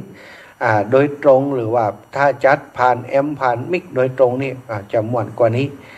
แต่อย่างไรก็ตามตอนนี้ก็เหมือนกับว่าเปิดพื้นที่เปิดเวทีให้เปิ่นได้มีโอกาสเนาะศรัทธาทั้งหลายอันเนี้ยศรัทธาเฮาก็จะต้องส่งเสริมกันแบ่งปันกันเวลาที่ได้มาเอาหมุกไว้ติดตัวเก่าคนนี้ก็สามารถทำได้เพราะอาจารย์เปิ่นมอบมาแล้วแต่เฮาจะดำเนินการอาตมาก็คิดว่าอันใดที่มันเป็นประโยชน์กับศรัทธาญาติโยมหรือว่าเป็นประโยชน์กับเครือข่ายคลื่นสีขาวของเฮานักอาตมาก็จะเลือกสิ่งที่มันเป็นประโยชน์นักนั้นเป็นหลักก่อนวันก่อนไปที่เมืองฝางศรัทธาอีปออีแม่ทั้งหลายท่านหลายคนตั้งใจจะไปพบไปปะกันพุ่น โอ้บ่มีเวลาได้พบกันบ่มีเวลาได้ตักกันสกรรมขนาดคนลำปางไปด้วยกันเนาะแม่สีนวลสุรินทร์มงคลแม่สีนวลสุรินทร์มงคลซึ่งเป็นคนลำปางบ้านหนองยางนี่ก่อนนัดหมายแม่ไปตู้หนึ่งเนื้อท่านอาจารย์นี่นะแม่บัวเจนตู้หนึ่งแม่สีนวลตู้หนึ่งแม่น้อยอินยาสีตู้หนึ่งแล้วก็แจซ้อนตู้หนึ่งถุงโป่งเมืองปานตู้หนึ่งแล้วก็อีกส่วนหนึ่งเปิ่นก็ไปรถส่วนตัวไปเจอแม่บัวเย็นจันทบไปเจอหมู่ติแจซ้อนหมู่เมืองปานกันแต่ว่าบ่เจอแม่สีนวลก็แปลกใจว่าเปิ่นไปก็จ้าหรือว่าไปบ่ถูกบ่ถึงอย่างใดจ้าก็บ่ฮู้เนาะแต่ก็ไม่ได้โทรหาเปิ่นก็เลยพอดีแม่บัวเย็นจันทบโทรมาก็เลยถามแม่บัวเย็นว่าอีแม่ปะเปิ่นก็แม่สีนวล แม่บัวเย็นว่าอีแม่ก็ปะนะเปิ่นก็ว่าเปิ่นจะไปนะเนาะท่านอาจารย์นี่นะพออูกันแล้วชักจำลำอีแม่สีนวลเปิ่นก็โทรมาเนาะแม่สีนวลก็โทรมาว่าท่านอาจารย์อีแม่นั่งอยู่ที่ศาลาตั้งนาอันกองอำนวยการเนี่ยตั้งนาอันศาลาที่อันเต้นที่พระสงฆ์นั่งนะแม่อยู่ตั้งฝั่งอันตะวันออกจ้ะตะวันออกก็ตะวันตกบอกว่านะหลงทิศ อีแม่อยู่ตั้งอันฝั่งลายตั้งเพศอีน่ะ หันท่านอาจารย์ไปถ่ายรูปอยู่แต่อีแม่ก็บ่กล้ากวักอายเขาอีน่ะแต่หันท่านอาจารย์อยู่แล้วมันอยู่ไกลเนาะบ่กล้าเอิ้นแล้วบ่ได้ตักบ่ได้ทายท่านอาจารย์สักกรรมว่าโอ้ศรัทธาญาติโยมก็ขอโทษขอโพยโยมแม่ว่าขอสมาอภัยกับโยมแม่เนอะตอนจวนนี่จวนเปิ่นไปหน่อยศรัทธาแต่เปิ่นไปถึงปุ่นนี้บ่ได้ตอนรับครับสู่ดูแลเปิ่นดีสักกรรมลำปางนี่จะไกลกว่าที่อื่นหน่อยเนาะสถานเนาะเดินทางประมาณ 4-5 ชั่วโมงนะบางพ่องไปก่อมตันไปห้วยงูในก็มะไปพุ่นเลยไปพระบาทอุดมบางพ่องไปเจ้าเพิ่นก็ไปตันอยู่ที่บ้านห้วยงูในเนาะที่เฮาไปปักต้นปักสตังกันที่ห้วยงูในอาตมาภาพก็ต้องขอบคุณเนาะศรัทธาญาติโยมทั้งหลายมีหลายท่านหลายคนเนาะเพิ่นก็เตรียมปัจจัยมาถวายกับอาตมาภาพเพื่อเป็นการน้ำกาไฟการเดินทางการทำหน้าที่เผยแผ่การกันเทศพ่องยังพ่องแล้วก็การใช้จ่ายตามอัธยาศัยหลายท่านด้วยกันอาตมาได้ประกาศเมื่อวันที่วันจันทร์ที่ผ่านมาเนาะตอนเจ้าตี 3 ถึงตี 5ได้ประกาศไปแล้วก็คงเอามาประกาศซ้ำก็ขอขอบคุณครับอีแม่ทั้งหลายอีปอดทั้งหลายเนอะที่หันความสำคัญของคนทำงานคนทำงานมันก็มีการใช้จ่ายเนาะอาตมาเดินทางไปหันไปนี่ถึงวันนี้บ่จะได้ฮับตานที่ไหนเนอะอีปออีแม่บ่ได้ไปเตะบ่ได้ไปฮับตานขึ้นบันใหม่ไปงานศพงานอย่างต่างๆนี่ก็บ่ได้ไปอาศัยแค่จัดรายการอย่างเงี้ยนะจัดรายการให้ศรัทธาญาติโยมรับใจสนองงานครูบาอาจารย์อยู่อย่างเงี้ยแต่ก็ได้รับเมตตาจากครูบาอาจารย์และศรัทธาญาติโยมที่เปิ่นฮู้จักแล้วฮู้ว่าอาตมาเนี่ยทำงานนักเดินทางไปหันไปนี่ตลอดเวลาป้าที่ไหนเปิ่นก็ถวายการน้ำมันรถถวายปัจจัยสนับสนุนตลอดเวลาก็ต้องขอบคุณนะขอบคุณกับศรัทธาญาติโยมบ่มีศรัทธาญาติโยมช่วยตรงนี้อาตมาก็คงบ่สามารถจะทำงานในพื้นที่ตรงนี้รับใจครูบาอาจารย์อย่างที่ศรัทธาญาติโยมหันได้เนาะก็ต้องขอบคุณเนอะไปเมืองฝางก็ได้รับการต้อนรับดูแลจากพี่น้องเมืองฝางแม่จงดีป้าหมออินทร์ป้าบุญปันมโนครโยมแม่บัวพัดโยมแม่จันศรีสุขาโยมปี่ละพีพันเคยโยมแม่มะลิวันเนี่ยโยมแม่โยมปี่โยมน้องทั้งหลายโยมป่อโยมแม่ทั้งหลายตั้งอำเภอฝางเนี่ยโอ้เปิ่นเมตตารู้สึกว่าอาตมาสัมผัสได้ว่าไปทุกครั้งเนี่ยได้รับการต้อนรับครับสู่ดูแลอย่างดีแล้วไปเมืองฝางเนี่ยอาตมาคิดว่าเหมือนกับไปบ้านป่อบ้านแม่บ้านปี่บ้านน้องศรัทธาไปแล้วมันมีความรู้สึกอย่างนั้นนะไปครั้งนี้ก็เสียดายว่ามีเวลาน้อยเกินไปที่จะได้อยู่กับอีป่ออีแม่ทั้งหลายอาตมาไปถึงที่บ้านห้วยงูในวันที่12นะตอนประมาณสัก 4-5 โมงไปถึงก็ไปตั้งเครื่องตั้งคอมพิวเตอร์เพื่อจะออกอากาศรายงานถ่ายทอดสดที่บ้านห้วยงูในหั่นพอตั้งเครื่องเรียบร้อย เป็นเวลาที่ตุลุงยองเปิ่นจะเข้ารายการแต่ว่าเปิ่นไปโดยท่านอาจารย์ไปโดยอันทุกปีวันใหม่ไปที่วัดอันพระบาทอุดมน้ำบ่อสวาเอาเตียนเอาอย่างไปลงที่ปุ่นแหมชุดหนึ่งอาตมาก็เลยจำเป็นต้องจัดรายการแทนเปิดที่หันก็เลยบ่ได้ไปพระบาทอุดมน้ำบ่อสวาสกรรมซึ่งที่พระบาทอุดมน้ำบ่อสวานั้นมีศรัทธาญาติโยมที่เปิดมานอนวัดเนาะชมรมผู้ปฏิบัติธรรมวันเสาร์เนี่ยโยมแม่จงดีเชื่อกันทาโยมแม่บัวพัดคุหลันโยมแม่จันทร์ศรีสุขาแม่อามรถคำแม่หลายท่านเนาะเปิ่นตีเปิ่นไปนอนตีวัดพระบาทอุดมน้ำบ่อสวาก็ได้กับเปิ่นว่าเดี๋ยวถ้าไปถึงวันที่12จะไปแอวหาเนื้อแม่เนื้ออินนะก็มได้ไปซากรรมจะทางแจ้งมาเบอร์เจ้าวันที่13ตอนเจ้าก็เตรียมได้ออกอากาศตีหันเนาะคุมเครื่องดูแลเครื่องถ่ายทอดสดตีวัดห้วยงูในหันคือท่านอาจารย์พระครูอภิวัตรเปิ่นได้ออกอากาศแล้วก็อาตมาภาพตุลุงยองก็ได้ออกอากาศต่อจากท่านอาจารย์พระครูแหมแล้วก็ปุ่นศรัทธาเกือบจะ10 โมง10 โมงไปแล้วก็กว่าที่จะได้อาตมาจะได้เดินทางไปวัดพระบาทอุดมน้ำบ่อสวาไปถึงปุ๊บเปิ่นก็พิธีเปิ่นก็เริ่มเลยพิธีเปิ่นก็เริ่มใบพระหับศีลอย่างต่างๆเนาะกล่าวคำถวายเตียนกล่าวหลวงพ่อสัมโมทนิยกถาแห่งกิจกรรมต่างๆก็ไปปุ๊บไปถึงปุ๊บเปิ่นเข้าพิธีอาตมาก็ทำหน้าที่บันทึกภาพเก็บภาพไล่สดคือกับศรัทธาญาติโยมที่เปิ่นติดตามอยู่เปิ่นอยู่ตั้งบ้านตั้งจองไปที่ไหนกลายเป็นว่าบัดเดี๋ยวนี้จะต้องไล่สดคือศรัทธาญาติโยมได้ติดตามตัวเพราะเปิ่นติดตามรายการตั้ง YouTube บัดจ้างแล้วเปิ่นมี Facebook ที่เป็นเปื่อนครับอาตมานะเวลาอาตมาไปไหนก็ไล่สดไปเปิ่นก็พอตัวศรัทธาก็เลยจำเป็นว่าไปไล่สดเธอเปิ่นตัวอนาที่อันใดก็ดีเนี่ยเนาะศรัทธาญาติโยมถ่ายรูปไปตัวกันไล่สดไปตัวติศรัทธาญาติโยมทั้งหลายได้หันอาตมานั่นบางพ่อก็อันนี้ท่านอาจารย์สมชาติค้ายนะ บอกแม่นแล้วโยมแม่แม่นแล้วอีแม่อันฟังท่านอาจารย์ตลอดอีแม่ขอหอมกับน้ำกับไฟยิ้มเลยนะก็มได้ปั่นปอนให้เปิ่นสักกรรมศรัทธาเพราะว่ากำลังถ่ายไล่สดอยู่แล้วก็ถ่ายรูปอยู่เปิ่นก็เอาสตางค์เอาปัจจัยใส่ยามฮึชุกเข้าไปในยามฮึเนาะล้นก็มีเพราะว่ามันได้เก็บดี มันใส่ไปเปิ่นใส่ไปก็บอกอนุโมทนาบุญคือเปิดเล็กๆน้อยๆเนี่ยก็บ่ได้สนทนากันนะส่วนใหญ่ก็ถือว่าเปิ่นก็เข้าใจอาตมาเนาะเราก็กำลังทำหน้าที่อยู่แล้วก็เป็นเหตุหนึ่งที่ทำให้เวลาปฏิบัติหน้าที่เวลาถ่ายอย่างถ่ายรูปก็ดีถ่ายวิดีโอก็ดีเนี่ยศรัทธาเขาจะสื่อสารจะจากับศรัทธาญาติโยมเรื่องนั้นเรื่องนี้ก็มาได้กันนะแล้วก็หลังจากเสร็จพิธีเรียบร้อยปุ๊บครูบาอาจารย์เปิ่นก็ปาการขึ้นไปฉันอาหารอาตมาภาพก็ว่าจะขึ้นไปฉันอาหารศรัทธาญาติโยมดักหน้าดักหลังคนนั้นก็มาหาคนนี้ก็มาหาเอาไปเอามาบ่ได้ฉันเพลก็เปิ่นสักกรรมดูศรัทธาทั้งหลายก็เสียสละละเนาะเพราะว่าไปอย่างอันไปศรัทธาญาติโยมเปิ่นไข่ปบไข่ปะบางคนเนี่ยเดินทางมาจากตั้งเชียงใหม่เชียงรายไปมาตั้งละปูนไปเองนะเปิ่นบ่เคยหันอาตมากำเตื้อมีคนเฒ่าคนหนึ่งอายุ80ปลายศรัทธาเปิ่นอัน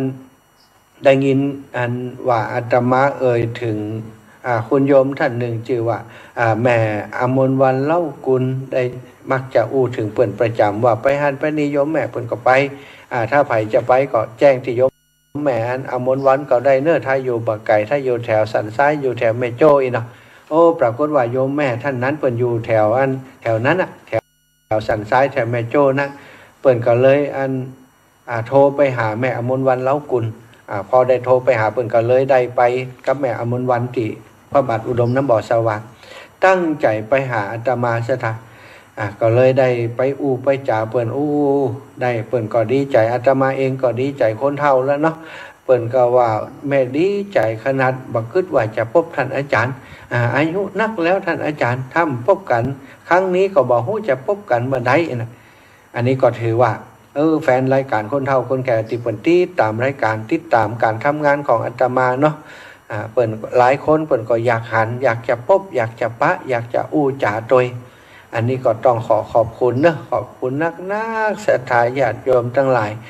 อาตมาภาพเองนั้นก็บ่ได้เป็นคนที่มีคุณงามความดีบ่ได้มีภูมิธรรมภูมิปัญญาอย่างนักอย่างครูบาอาจารย์ที่เปิ่นเทศน์เปิ่นสอนเก่งๆนั้นอาตมานี่บ่เท่าบ่เปรียบบ่เทียมเปิ้นนะแต่ก็ได้ประมาณหนึ่งประมาณที่จะป้อจะอู้จะจ่าได้พ่องป้อจะน้ำกินน้ำทานกับศรัทธาญาติโยมได้พ่องศรัทธาญาติโยมที่ฮู้จักอาตมาก็จะฮู้จักจากการที่อาตมาเดินธุดงค์เนาะเดินธุดงค์ธรรมะญาตาเพื่อการศึกษาช่วยเหลือการศึกษาระยะทางนี้ศรัทธาญาติโยมก็จะหานว่ามีงานของครูบาอาจารย์ในเครือข่ายคลื่นสีขาวเปิ่นมีกิจกรรมที่ไหนอาตมาบ่เคยขาดเพราะว่าที่บ่ขาดเนี่ยขาดบ่ได้ก็เพราะหันว่างานที่ครูบาอาจารย์ทำเนี่ยบางครั้งบางทีมันต้องอาศัยคนที่มีจิตอาสาจิตเสียสละซะทางเพราะเป็นงานที่มันบ่ได้บ่มีค่าจ้างรางวัลบ่มีดีกานิมนต์อย่างเอาใจใส่กันว่าวัดใจใส่กันเนาะเป็นงานช่วยเหลือสังคมเป็นการสงเคราะห์เจ้าบ้านบ่มีค่าจ้างรางวัลส่วนใหญ่อาตมากับครูบาอาจารย์เนี่ยบ่ได้หนังอันเป็นสงฆ์รับนิมนต์ด้วยซ้ำไปเป็นคนทำงานเป็นคนที่เสียสละทำหน้าที่ตรงนั้นก็ต้องไปช่วยครูบาอาจารย์ก็มีหลายสิ่งหลายอย่างที่เวลาห้องไปนั่นก็เป็นห่วงว่ากว่าครูบาอาจารย์จะบ่มีคนรับใจในด้านที่เฮามีความรู้ความสามารถเนาะก็เลยได้หันอาตมาไปเกือบจะทุกที่ที่มีงานของเครือข่ายคลื่นสีขาวบอกว่าจะเป็นกิจกรรมยังศรัทธาญาติโยมอาตมาได้ประวารณาตัวเอาไว้แล้วว่าชีวิตที่เหลืออยู่ที่ได้มาบวชในพุทธศาสนาเนี่ยจะยินดีจะรับใช้ครูบาอาจารย์ที่เปิดโอกาสเปิดสนับสนุนอาตมาในโดยเฉพาะในเครือข่ายคลื่นสีขาวบอกว่าจะเป็นพระครูอภิวัฒนวิกรมท่านพระครูสุเมธธรรมเสวีหลวงพ่อพระครูปฏิภาณธรรมทินท่านอาจารย์พระครูท่านอาจารย์วรรณชัยเนี่ยเครือข่ายครูบาอาจารย์ทั้งหลายเนี่ยหลวงพ่อพระครูสุจิตานุรักษ์ครูบาอาจารย์ตั้งเวียงป่าเป้าก็ดีตั้งเชียงใหม่ตั้งเชียงไฮ้ตั้งเมืองฝางตั้งอย่างโมเนี่ยถือว่าท่านเจ้าทั้งหลายนะมีบุญคุณต่ออาตมาเมื่อเปิดมีงานอย่างศรัทธาสามารถจะไปได้บ่เจ็บเป็นเย็นอุ่นไอ้ยังมีกำลังวังชาที่จะไปช่วยงานเปิดได้อาตมาก็ไปทุกที่ทุกแห่งเป็นเหตุที่ศรัทธาญาติโยมได้ได้พบได้หันอาตมาบ่อยเนาะได้หันอาตมาบ่อยได้หันงานที่อาตมาทำนักขึ้นก็เลยทำให้ศรัทธาญาติโยมทั้งหลายเวลาปะกันที่ไหนก็ส่งข้ออนุเคราะห์อาตมาโดยการถวายการน้ำกับไฟการช่วยเหลือการน้ำกับไฟการเดินตางของอาตมานี่ก็ถือว่าน้ำปึ่งเรือเสือปึ่งปลาเนาะอาตมาเป็นพระสงฆ์องค์สังฆเจ้าทำบ่มีกิจนิมนต์อะไรยังเหมือนครับอันวัดวาอารามต่างๆวัดที่อาตมาอยู่มันก็ไม่ใช่วัดแบบอันทั่วไปเนาะนี่ก็มาอยู่กับวัดป่าให้เหมาะสถานปล่อยแม่ทั้งหลาย วัดบรรพตสถิตเนี่ยวัดบรรพตสถิตนี่ก็เป็นวัดอันมหานิกายแต่ว่าเป็นวัดที่อยู่ตั้งอยู่ในป่าบ่ได้อยู่ในชุมชนเมืองบ่มีศรัทธาเหมือนครับอันวัดทั่วไปที่จะมีศรัทธาในหมู่บ้านนั้นๆเป็นศรัทธาเก้าศรัทธาลักเนี่ย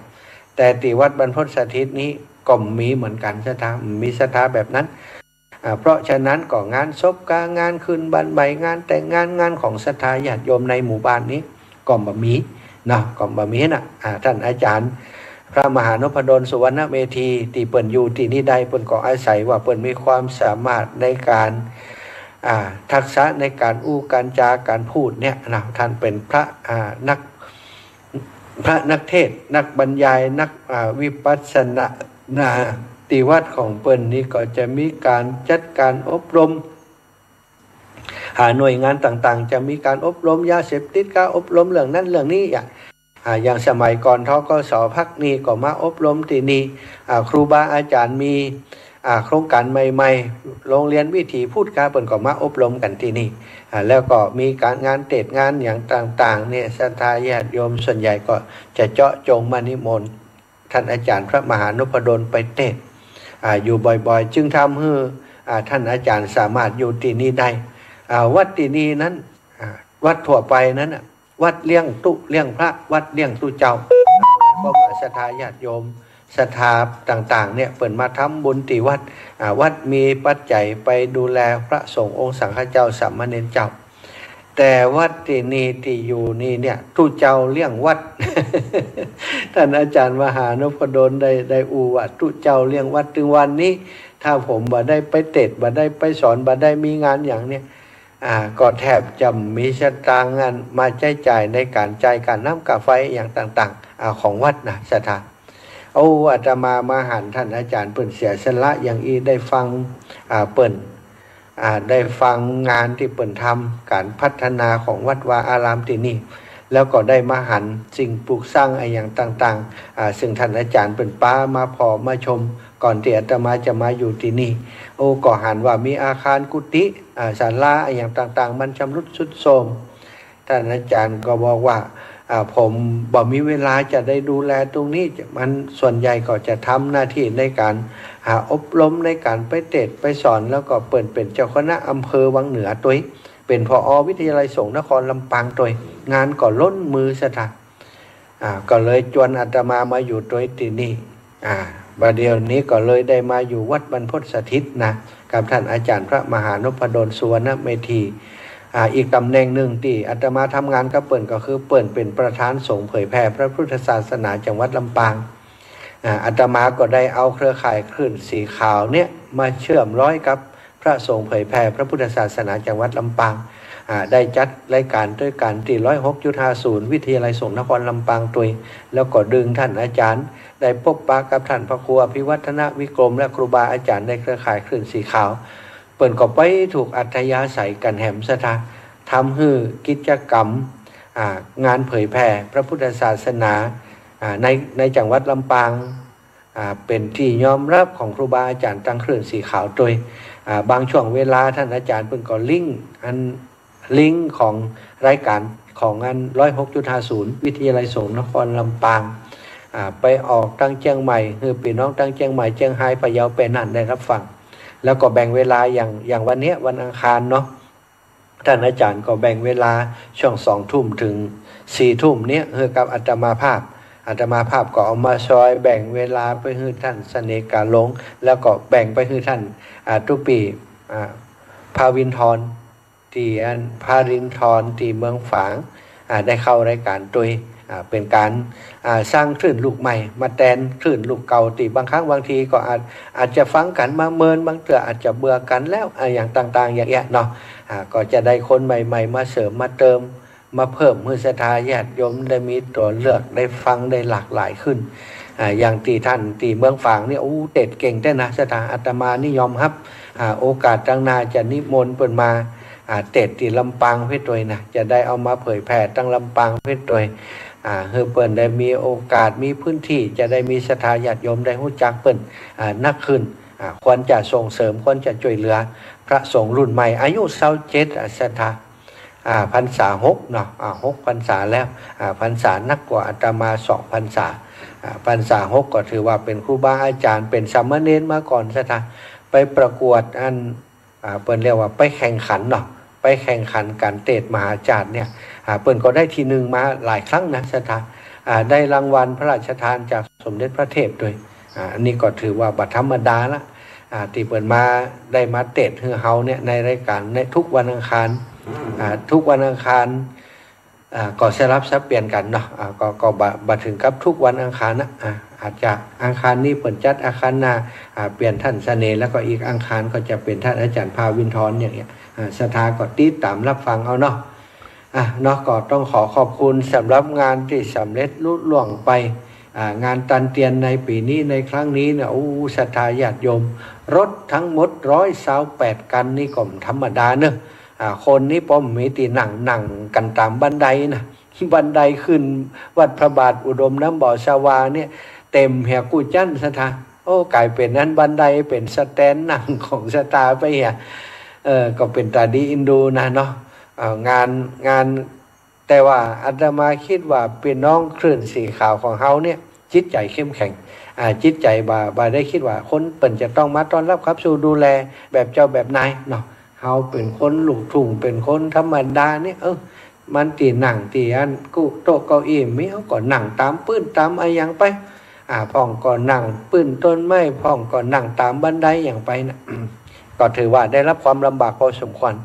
แต่ก็ยังว่านะคิดว่าศรัทธาญาติโยมทั้งหลายโยมพ่อโยมแม่ทั้งหลายคงบ่ได้ตำหนิติติงครูบาอาจารย์เจ้าของสถานที่ก็ดีครูบาอาจารย์คลื่นสีขาวของเฮาก็ดีตีดูแลพอก้อยบ่ทั่วบ่ถึงเนาะถ้าจะมีอย่างเกิดเป็นความผิดพลาดการต้อนรับครับสู่ดูแลบ่ดีจะได้เนี่ยอาตมาในฐานะที่เป็นทีมงานเนาะที่ทำหน้าที่ดูแลตรงนี้ร่วมกับครูบาอาจารย์ก็ต้องขอสมาอภัยขออภัยกับศรัทธาญาติโยมทุกท่านทุกคนตัวทุกคนก็ต้องการอยากจะให้งานมันออกมาดีที่สุดแต่ว่าโดยเวลาที่มันกระชั้นชิดแล้วก็อยู่ห่างกันอยู่ไกลกันเนาะก็แล้วก็หลวงพ่อเองหลวงพ่อใหญ่ท่านพระครูสุจิตานุรักษ์หลวงพ่อเองนั้นจริงๆแล้วก็สบายนะศรัทธาญาติโยมหลวงพ่อสบายก็กลัวว่าอันถึงวันงานนี่ถ้าหลวงปอมอยู่ใจเนี้ยยังได้ดีกันนี่นะแต่ก็พอดีว่าหลวงพ่อได้ไปโรงพยาบาลคุณหมอตรวจพอแล้วอาการที่หลวงพ่อเป็นนั่นก็สามารถไปพักอยู่ที่บ้านได้ที่วัดได้ก่อนแล้วก็เสร็จงานจากกันตานเตียนแล้วก็ปิกไปโรงพยาบาลแห่งใหม่ตอนนี้ก็บันแน่ใจว่าหลวงพ่อปิกไปโรงพยาบาลแล้วยังเนาะเพราะคุณหมอก็บอกว่าจะต้องหีบทำเกี่ยวกับนิ้วในถุงน้ำดีเปิ่นจะผ่าตัดหรือว่าจะทำอะไรอย่างก็ยังบ่ได้ถามหลวงพ่อดีเสียกรรมวันนั้นนะก็ได้ไปกราบไปสาหลวงพ่อแล้วก็ญาติโยมก่อนนักโดยศรัทธาเลยมีโอกาสได้สนทนากันแต่คิดว่ามีเวลาจะเข้าไปหาหลวงพ่ออีกครั้งหนึ่งเนาะก็คงจะต้องเข้าโรงพยาบาลแล้วก็คุณหมอเปิ่นจะทำการรักษาด้วยวิธีใดก็จะว่ากันแห่งกรรมก็ทรงจิตทรงใจไปให้หลวงพ่อด้วยเนาะศรัทธาญาติโยมหลวงพ่อก็เป็นพระปฏิบัติดีปฏิบัติชอบทำงานในการเผยแผ่เนี่ยเป็นเจ้าคณะอำเภอก็บ่ได้อยู่ได้ยังศรัทธาญาติโยมหน้าที่การงานในฐานะเจ้าคณะอำเภอก็นักหน้าที่การงานในการปกครองในการเทศน์การสอนก็หลายแล้วก็ฉลองศรัทธาญาติโยมบางครั้งเปิ่นนิมนต์ไปต่างประเทศก็ต้องไปศรัทธาญาติโยมลูกศิษย์ลูกหาเปิ่นอยากจะให้หลวงพ่อไปสงเคราะห์อนุเคราะห์เนาะก็ทำให้เป็นเหตุหนึ่งที่ทำให้โรคภัยไข้เจ็บต่างๆที่ผ่านมาก็ลุ่มเล้ารบกวนหลวงพ่ออยู่ตั้งแต่ปลายปีก่อนนะซ้ำปีนี้ซ้ำมาโดนเรื่องของไฟไหม้เนาะไฟไหม้ที่วัดพระบาทอุดมน้ำบ่อสาวาวิหารพระละแข่งแต่ตอนนี้ก็จะเสร็จสมบูรณ์แล้วสถานจะเสร็จสมบูรณ์แล้วก็โดยน้ำจิตน้ำใจของพี่น้องในเครือข่ายคลื่นสีขาวของเฮาส่วนหนึ่งแล้วก็ศรัทธาญาติโยมลูกศิษย์ลูกหาของหลวงปู่หลวงพ่อพระครูสุจิตานุรักษ์ที่เมืองฝางก็ดีติดต่างประเทศติดต่างจังหวัดก็ดีได้หู้ข่าวได้ทราบข่าวว่าวัดของหลวงพ่อถูกไฟไหม้วิหารพระเจ้าพระละแข่งนั่นเปิ่นก็ส่งปัจจัยมาสนับสนุนเฮาก็จัดพระป่าให้เปิ่นหลายรอบแล้วเงินที่ร่วมกิจกรรมตานเตียนปีนี้เนาะก็จะได้ก็ตั้งครูบาอาจารย์ก็ถวายให้กับหลวงพ่อเพื่อจะได้ไปบูรณะปฏิสังขรณ์วิหารพระละแข่งตัวเนี่ยศรัทธาญาติโยมในคราวครั้งนี้เฮาได้ตานเตียนได้หล่อเตียนด้วยกันก็ได้ปัจจัยไปช่วยโรงเรียนบ้านทุ่งโป่งช่วยวิทยาลัยสงฆ์นครลำปางเป็นทุนในการเป็นค่าน้ำค่าไฟโรงเรียนทุ่งโป่งเป็นทุนในการฮื้อตั้งโรงเรียนได้จ้างครูมาสอนได้ครบจันทร์ส่วนที่เฮาไปตานเตียนที่วัดพระบาทอุดมน้ำบ่อสาวาเขาก็ต้องการมีวัตถุประสงค์ถวายวัดวาอารามในพื้นที่อำเภอฝาง9 วัดก็ถวายเปิ้นไปที่ศรัทธาได้หันนะต้นพระป่าที่เขาปักกันก็ถวายหัววัดต่างๆไปแล้วก็ที่ปัจจัยที่เขาได้ทั้งหมดที่ศรัทธาญาติโยมไปร่วมบุญในครั้งนี้ก็เอามอบถวายให้ครับหลวงพ่อพระครูสุจิตานุรักษ์เจ้าคณะอำเภอฝางเจ้าวาดวัดพระบาทอุดมน้ำบ่อสวาหลวงพ่อเจ้าได้นำไปเป็นการใช้จ่ายในการบูรณะปฏิสังขรณ์วิหารพระเจ้าพระละแข่งศรัทธาอันนี้ก็เขาก็ได้บุญกันหลายต่อเนาะได้บุญต่อที่1อย่างที่1เขาได้ฮื้อตาลเขาฮื้อตาลกับ9 วัด เก่าวัดเก่าวาที่ได้นิมนต์เปิ่นมาฮับเตียนการตานเตียนพรรษาการตานเตียนจำนำพรรษานั้นถือว่าเป็นฮีตเป็นห้อยเป็นที่ครูบาอาจารย์แต่ก่อนเก่าเดินมาเปิ่นทำเพราะเป็นการปูจาธรรมปูจาพระรัตนตรัยแก้วเจ้า3ประการเป็นพระสงฆ์พระอริยสงฆ์ทั้งหลายพระพุทธสาวกทั้งหลายล้วนแต่เคยได้ตานเตียนได้ถวายเตียนเป็นพุทธปูจามาแล้วทั้งนั้นสถานหมู่เฮาทั้งหลายก็ถือสืบหิดสืบพ้อยจากพระอริยสงฆ์ทั้งหลายจากครูบาอาจารย์ทั้งหลายมันก็จะเกิดเป็นบุญเป็นกุศลที่เฮาสถานเมื่อเฮาอยู่ในความมืดเตียนเล่มเล็กๆเล่มเดียวเนี่ยก็ทำให้เฮาแสงสว่างทำให้เฮาได้หันตางหันสิ่งที่เป็นสิ่งกีดขวางทำให้เฮาเดินตางไปอย่างปลอดภัยได้ทำให้เฮาได้สามารถอ่านหนังสือหนังหาได้เช่นเดียวกันเฮาตานเตียนฮือไปครูบาอาจารย์เปิ้นได้เอาไปจุดไปตามปูจาพระรัตนตรัยเปิ้นอาจจะบ่มีความจำเป็นที่จะตามเตียนเพื่อจะอ่านหนังสือเหมือนสมัยก่อนแล้วแต่ก่อนตามเตียนเพื่อจะเป็นปูจากุณพระรัตนตรัยเวลาไฟพระสวดมนต์เปิ้นก็จุดจะตามตลอดพรรษาสถาน อันนี้ก็ถือว่าเป็นบุญเป็นกุศลที่สถานอีป่ออีแม่ได้ร่วมกันร่วมกันทำนะเป็นสิ่งที่ดีที่งามความสมัครสมานสามัคคีที่เฮาหันในคราวครั้งนี้รถที่ไปกันทั้งหมดนั้นสถานล้วนแต่เหมาด้วยตัวเองออกเสียตังกันเองเสียสละเวลากันไปเอาตังไปให้ไปหอมกันอีกอันนี้คือสิ่งที่น้ำจิตน้ำใจที่ศรัทธาญาติโยมมีความสมัครสมานสามัคคีที่ศรัทธาญาติโยมทั้งหลายได้มีต่อกิจกรรมของครอบครัวขึ้นสีขาวเนาะในครั้งนี้นะฮะอาตมาก็ต้องขอบคุณศรัทธาอีป่ออีแม่ไว้เป็นอย่างสูงวันนี้ก็ขอนำสาระธรรมมาฝากมาแบ่งปันเกี่ยวกับสิ่งที่เป็นมนทิน8อย่างเนอะศรัทธาญาติโยมมนทิน8อย่างมีอย่างพ่องศรัทธาเปิ้นบอกว่าการที่บัดท่องบนเนี่ยเป็นมนทินของมนอย่างสวดมนต์เนี่ยสวดโยโกห้องนี่ทำไมครูบาอาจารย์เปิดจะต้องสวดมนต์ทำวัดทุกวันเวลาทำวัดสวดมนต์แล้วเปิดก็สวด7ตำนาน12ตำนานสวดบทอย่างต่างๆสวดพระสวดสูตรต่างๆธรรมจักรปวัตนสูตรพ่องอนัตตลักษณสูตรพ่องครูบาอาจารย์เปิดจะทบทวนอย่างศรัทธา7 วันนี้ก็เวียนไปเวียนมาเพราะถ้าบัดท่องการถ้าบัดท่องแล้วมนต์หรือว่าที่เฮาเฮียนเฮาฮู้มาน่ะสวดมนต์น่ะบทสวดมนต์ต่างๆมันก็จะหลงจะลืมมันจะบ่แม่นยำฉะนั้นเพื่อจะบ่ให้เป็นมนทินก็ต้องมันมนทินแห่งมนต์ถ้าบัดท่องบนก็ทำให้สวดมนต์บทอย่างต่างๆเขาก็จะจำมาได้เพิ่นถึงบอกว่าการไม่ท่องบนเป็นมนทินของมนต์เนาะแล้วข้อที่2มนทินข้อที่2ความไม่ขยันเป็นมนทินของพ่อบ้านแม่เรือนสถานคนที่บ่ขยันเป็นพ่อบ้านเป็นแม่บ้านถ้าบ่ขยันแล้วก็เท่ากับว่ามีมนทินเป็นมนทินคือสิ่งที่มันมัวหมองมันบ่ดีบ่งามถ้า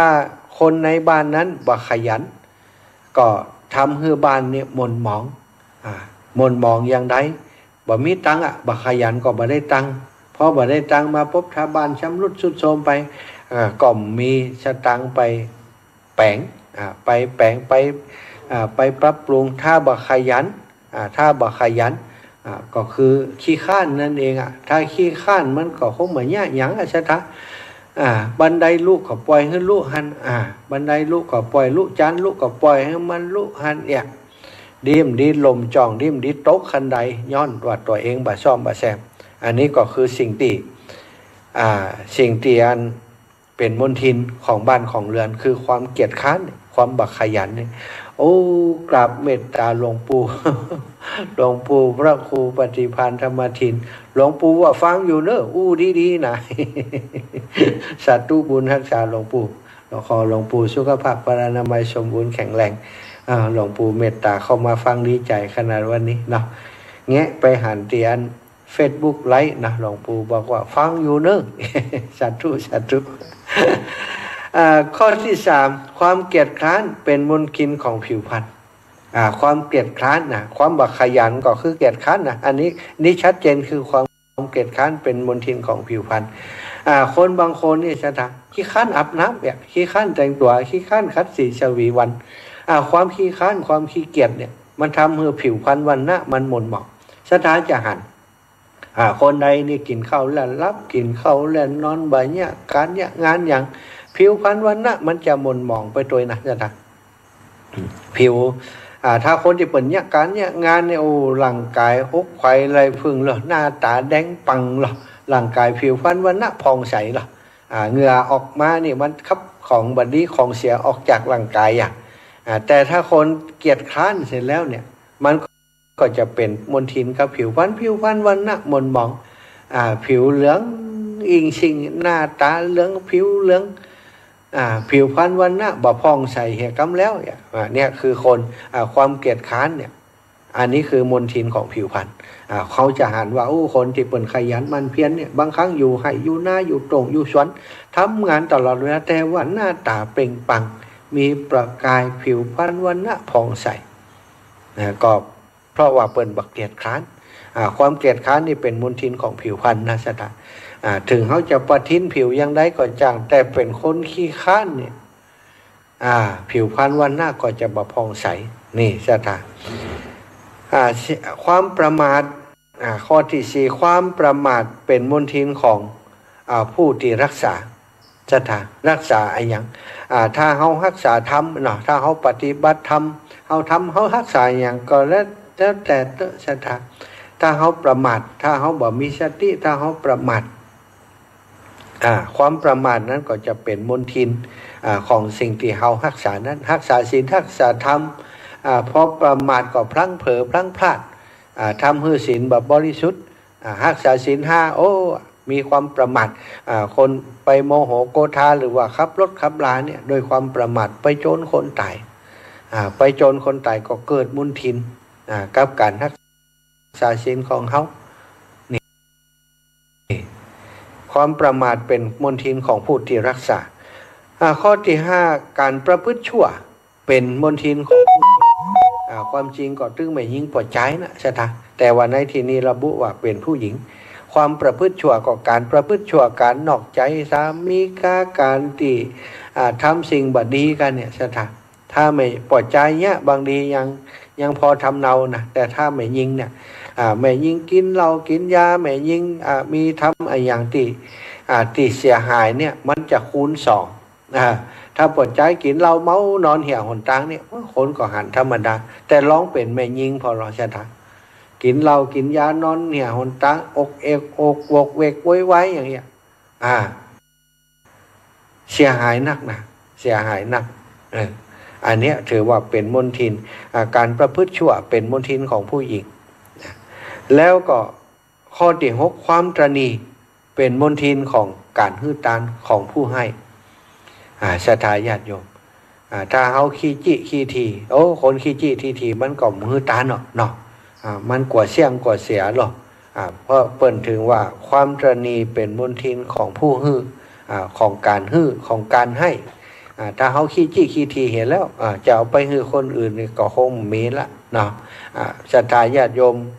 โยมป่อโยมแม่ทั้งหลายเนี่ยที่เขามีกิจกรรมด้วยกันต่างๆเนี่ยโอ้กิจกรรมเดือนก่อนเนี่ยรอเตียนติดตกปงก็มาหอมละไปเมืองฝางไปตานเตียนแหมก็ได้ไปหอมแหมได้เดินทางไปแหมเมารถไปแหมถ้าเป็นคนขี้จี้ขี้ทีจะไปก็ศรัทธาญาติโยมทั้งหลายโอ้รอเตียนก็รอแล้วบอกไปละเมืองฝางไกลเชียงตังแต่ศรัทธาญาติโยมบอกคืออย่างนั้นคือว่ามันเป็นบุญเป็นกุศลปีหนึ่งมีเตือหนึ่งไปพากันไปบ่ขี้จี้บ่ขี้ทีจึงบ่มีมลทินถ้าคนที่ขี้จี้ขี้ทีก็เป็นมลทินต่อการหื้อตานแล้วก็ข้อที่ 7กุศลอกุศลบาปธรรมกรรมดำทั้งหลายเป็นมลทินทั้งในโลกนี้และโลกหน้าศรัทธาญาติโยมการทำความชั่วนี่เป็นมลทินอยู่ในโลกนี้ก็เป็นมลทินทำให้ตัวเก่ามีความสุขคนทั้งหลายบ่อยากคบหาสมาคมตัวแม้กระทั่งไปในโลกหน้าก็ต้องไปสู่อบายอันเนี้ยอกุศลธรรมหรือว่ากรรมอันดำกรรมอันชั่ว ทั้งหลายนั้นเป็นมลทินต่อคนที่ปฏิบัติธรรมทั้งโลกนี้และโลกหน้าข้อที่8ข้อสุดท้ายอวิชชาเป็นมลทินอย่างยิ่งเป็นมลทินอย่างยิ่งคืออย่างสตาอวิชชาความบ่ฮู้เป็นมลทินอย่างยิ่งยวดเลยอย่างยิ่งยวดถ้าอวิชชาความบ่ฮู้เสียอย่างแล้วทำให้คนเป็นมิจฉาทิฏฐิบ่ฮู้อะไรอย่างตามความเป็นจริงบ่ฮู้อะไรอย่างตามความเป็นจริงก็เกิดมลทินแก่ตนแก่ตัวนะสตาอวิชชาเป็นมลทินอย่างยิ่ง8ข้อด้วยกันข้อที่1การบ่ท่องบนมนต์คาถาเป็นมลทินของมนต์ของคาถาข้อ2ความบ่ขยันเป็นมลทินของบ้านของเฮือนของพ่อบ้านแม่บ้านข้อ3ความเกียจคร้านเป็นมลทินของผิวพรรณวรรณะคนที่มีผิวพรรณวรรณะดีเปิ้นจะเป็นคนบักเกียจคร้านแต่ถ้าคนเกียจคร้านเนี่ยผิวพรรณวรรณะจะบ่ดีสถาเป็นมลทิน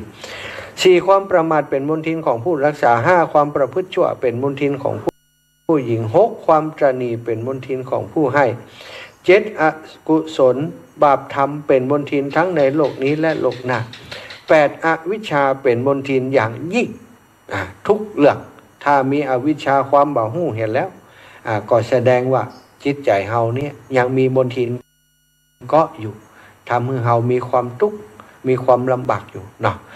ศรัทธาอีปล่อยแม่ทั้งหลายดูเวลาแล้ว21:46 นาทีก็จะแบ่งปันเวลาให้ศรัทธาญาติโยมได้โทรมามาจามามาการเสียเล็กน้อยเนาะสัก10 สาย20 สาย0808844173 0808844173เนอะ0808844173โทรมากันโทรมามาจามาบอกมากล่าวฟังอยู่ที่ไหนตั้งไรวันนั้นได้ปะกันก่อนได้ปะกันก้ำได้ปะนะ หันกันก้ำ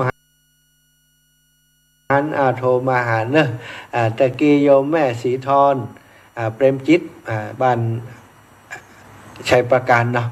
หนองบัวชัยประการโทรมาไลฟ์ดูตัง ดูตังไลฟ์สดอีแม่ว่าตังสถานีของวัดพระบาทอุดมน้ำบ่อสวาเมืองฝางชัดเจนดีเนาะแต่เจ้าโยมแม่จันทร์ศรีสุขาก็โทรมาเนาะก็ขอบคุณเนอะเจริญปอนโยมแม่ไหว้สาเจ้าแม่นางคำอ้ายแม่นางคำอ้ายเวียงป่าเป้าสันชลีเดี๋ยวนี้ออกอยู่ไหนอยู่วัดบรรพตสถิตอีแม่อำเภอเมืองจังหวัดลำปางวันนั้นไปยังฝังผ่านมาทางหน้าบ้านแม่ฟานกะขี้ข้านแวะกะมาต้วยเปิ้นนะมาต้วยอาจารย์ใหญ่เนี่ยกำบอกขี้ข้านนะแม่ของพุทธเจ้าฝังเลยเด้อขี้ข้านเป็นมลทินของคนอย่างก็คนเป็นพ่อบ้านแม่บ้านอีอ่ะ อีแม่เก่งใจอาจารย์มาต้วยท่านอาจารย์พระมหานุพดลเพิ่นแล้วก็เปิ้นจะต้องหีบกลับมาธุระตีเวียงเพนโอ้หิมตันหมดครับเพราะว่าอาจารย์มหานพดลนัดบอกมาเปี้ยว่าเนี่ยเนี่ยถ้ามันเวลามันเหลือนักก็จะเปี้ยอยู่เดี๋ยววันหลังจะเอาไปเปี้ยวันหลังจะเอาไปเปี้ยจะเอาไปฮือกรรมเนอะเดี๋ยวถึงได้ขึ้นไปหาหลวงปู่อยู่มีกิจกรรมอย่างท่านอาจารย์อยากจะไปแอวหาหลวงปู่อยู่แล้วขากลับเนาะไปทางใดขากลับกับมาทั้งเนี่ยกะมาทั้งเนี่ยขาไปโดยท่านพระครูอภิวัตรเอาเตียนเอาอย่างไปแล้วขากลับมากับท่านอาจารย์พระมหานพดลไหมกับเจ้ากันไปเจ้าอย่างไก่นี่พอจะ 3-4 โมงแล้วกันแม่ไก่ที่บ้านนี่แม่3-4 โมง3-4 โมงเจ้าอยู่กับมันมาถึงเวียงเพชรทุ่มเจ้าสาธุแม่นะครับสายอื่นก่อนเด้อเจ้าแม่ฟังอยู่นะแม่กำลังใจอยู่นะสาธุขอบคุณแม่เจ้าเจริญปอนแม่ฉลาดเจ้าแม่กันมาหาเนี่ยผมบอกทำหมอนดิ ฮะ ฝันหาว่าสร้างหม่อนกินนะ โอ้เดี๋ยวเดี๋ยวจะ ถ้าอย่างการนี่แม่เป็นอย่างการว่าจะเป็นนั่งไหวลูกเดียว เอาเข้าถ่ายเดี๋ยวสอบทำมาเต็ดให้แม่ฟังเด้อ เจ้า จ้าตูขอบคุณนี่แม่เด้อ เจ้าอันหลวงพ่อคนไปโรงพยาบาลเหมือนกันเลยนี่ ยั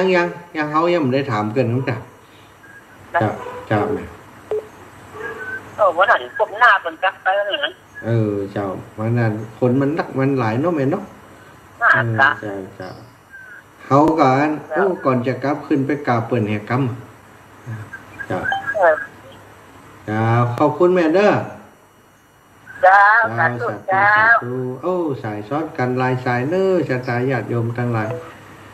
โทรมาแหมใหม่เด้อแป้จันฟองปงดอนแจ้โฮมตะกิมตันฮับกำแม่สีทอนป่าไฟโอ้นี่กำลับนอนทำเดียวกันนี่ มันรับเตื้อไปอยู่เบาหอยดิ ขอบจมูกแล้วยัง ไอเรียกอะน้องเรียกอะ โอ้นอนโดยขอบโดยหนอเข้าถ่านี่หนอเปิ่นหายใจได้ขอบจมูกนี่ ไปลูกเบาหอยดิ โอ้ฝอยกันโอ้เปิ่นเรียกฝอยกันนี่ฮะเปิ่นเรียกฝอยกันนี่พ่อลูกรอ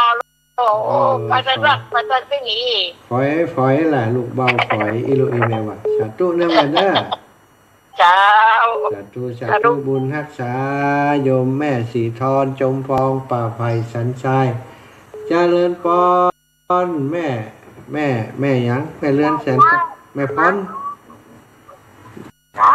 ยายพรกะโอ้ยายพรสวัสดีตอนค่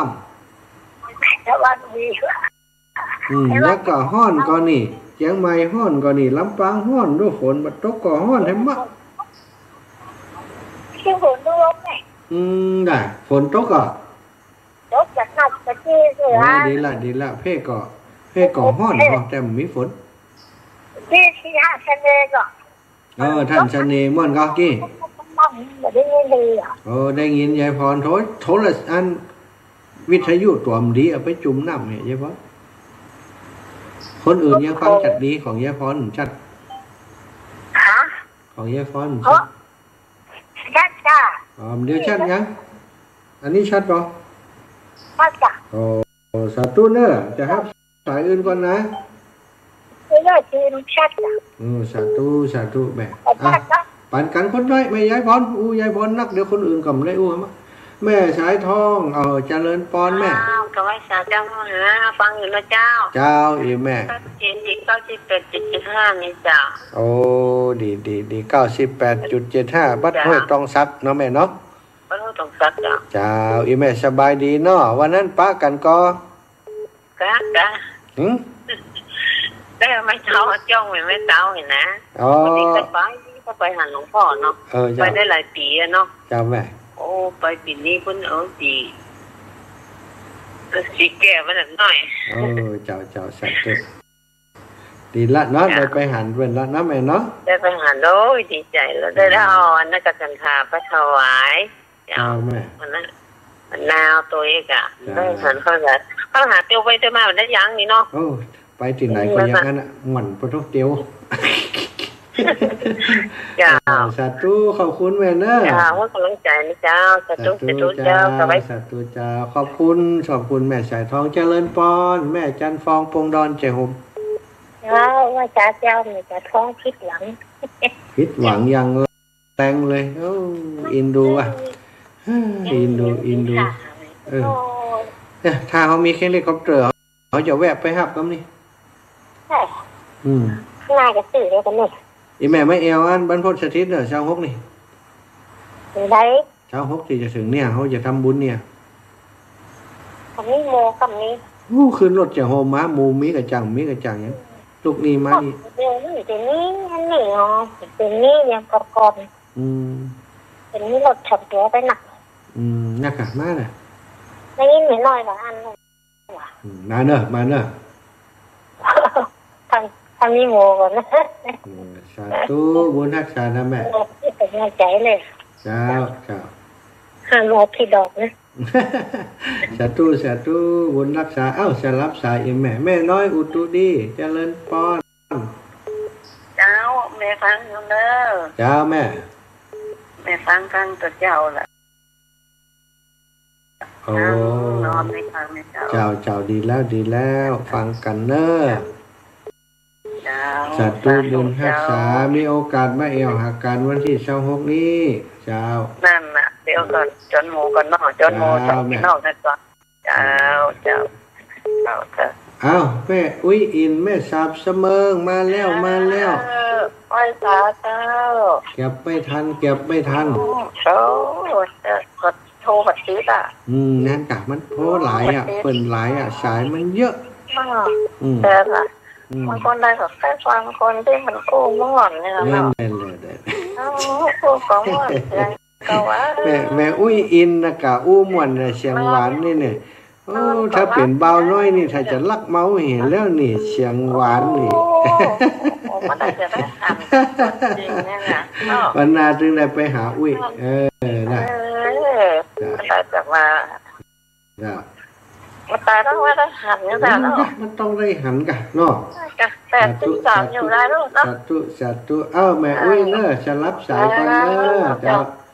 ฮับสายแม่ยำยองกำปาตะกี้แล้วแม่ลำยองเจริญปอนนะเจ้าแม่ลำยองอินทาวิสัยบ้านหนองเซลอำเภอ2เด้อจังหวัดแปดเจ้าเด้อคนแปดนี่เป็นตัวแทนตึงจังหวัดนะนี่นะเจ้าบ่ค่อยมีไผโทรเนาะแม่เนาะ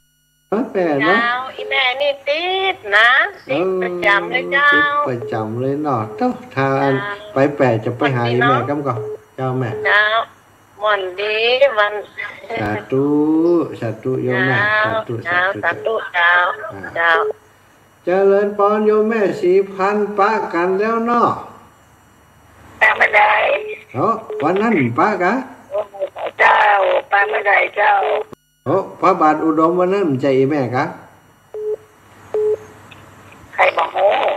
เพิ่นว่าแม่4,000นี่เฮานึกว่าอีแม่นำใจสักกำกะโอ้นั่นเป็นจะได้มา4,000แล้วเป็นจะได้บ่ฮะก่อนจะได้บ่แม่อุ้ย4,000จ้านั่นกะแม่อุ้ย4,000น่ะจ้าแม่สบายดีแล้วก็มันบ่ได้บอกกันว่าเป็นไผอันลูกฮะบอกกะเปิ้นบอกกะว่าอันเนี้ยโยมแม่เปิ้นไข่หันน่ะกะเฮาก็ว่าก็แม่นน่ะกะว่านั่นอีแม่กำใจกะข้าวแก่ขนาดเลยเนาะอีแม่แกรถแข็งแรงอยู่แม่สาธุวันที่26นี่ได้ข่าวว่าแม่อันอมรวันจะไปแม่ไม้อ่ะก็จวนกันอยู่นั่นน่ะจวนถึงหลานบ่าวโดยหลานสาวโดยว่ามาพออุ้ยแม่มานี่แม่มีความสุขแน่ต้นไม้อย่างงามวัดนี้นะไปดีดูจากเครื่องมือเครื่องสายไฟอย่างกระโบเต็มมันมือจ้ะว่าบอกน้องว่าน้องไปดีดูจ้ะลูกตัวไปอย่างหัวลุงปุ้งปั๊มนี่เนาะเจ้าแม่จำเป็นเงาเนาะเป็นยังไงไม่ได้พาไปแฮมนะลูกนั้นก็พระรู้กูก็ไม่ได้ไปหาไม่ได้ไปนมัสการประกันเจ้าแม่พบกันนั่งลงไปเนาะเจ้าแม่เอาละแม่เจ้าเวลาหมดเวลาแล้วเนอะจะนำรายการจากลาศรัทธาญาติโยมไปด้วยเวลาเพียงเท่านี้ความสุขความเจริญเจ้าแม่ความสุขความเจริญเกิดมีแก่ศรัทธาญาติโยมทุกท่านทุกคนเด้อ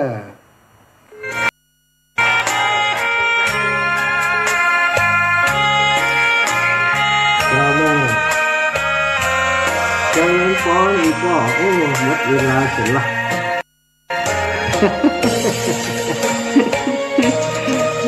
สายเล่นแกอีกว่าหมุนได้อิฟเลยนะพ่อเนาะดีใจคิดแก่กรรมของขึ้นคือเขาไหมนั่นกันวันใดใจกันเนาะพ่อเนาะดอกบัวดอกหนึ่งตึงใจไว้เพื่อบูชา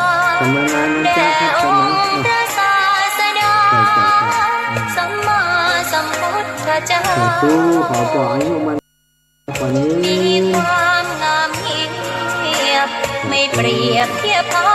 เทียบเรา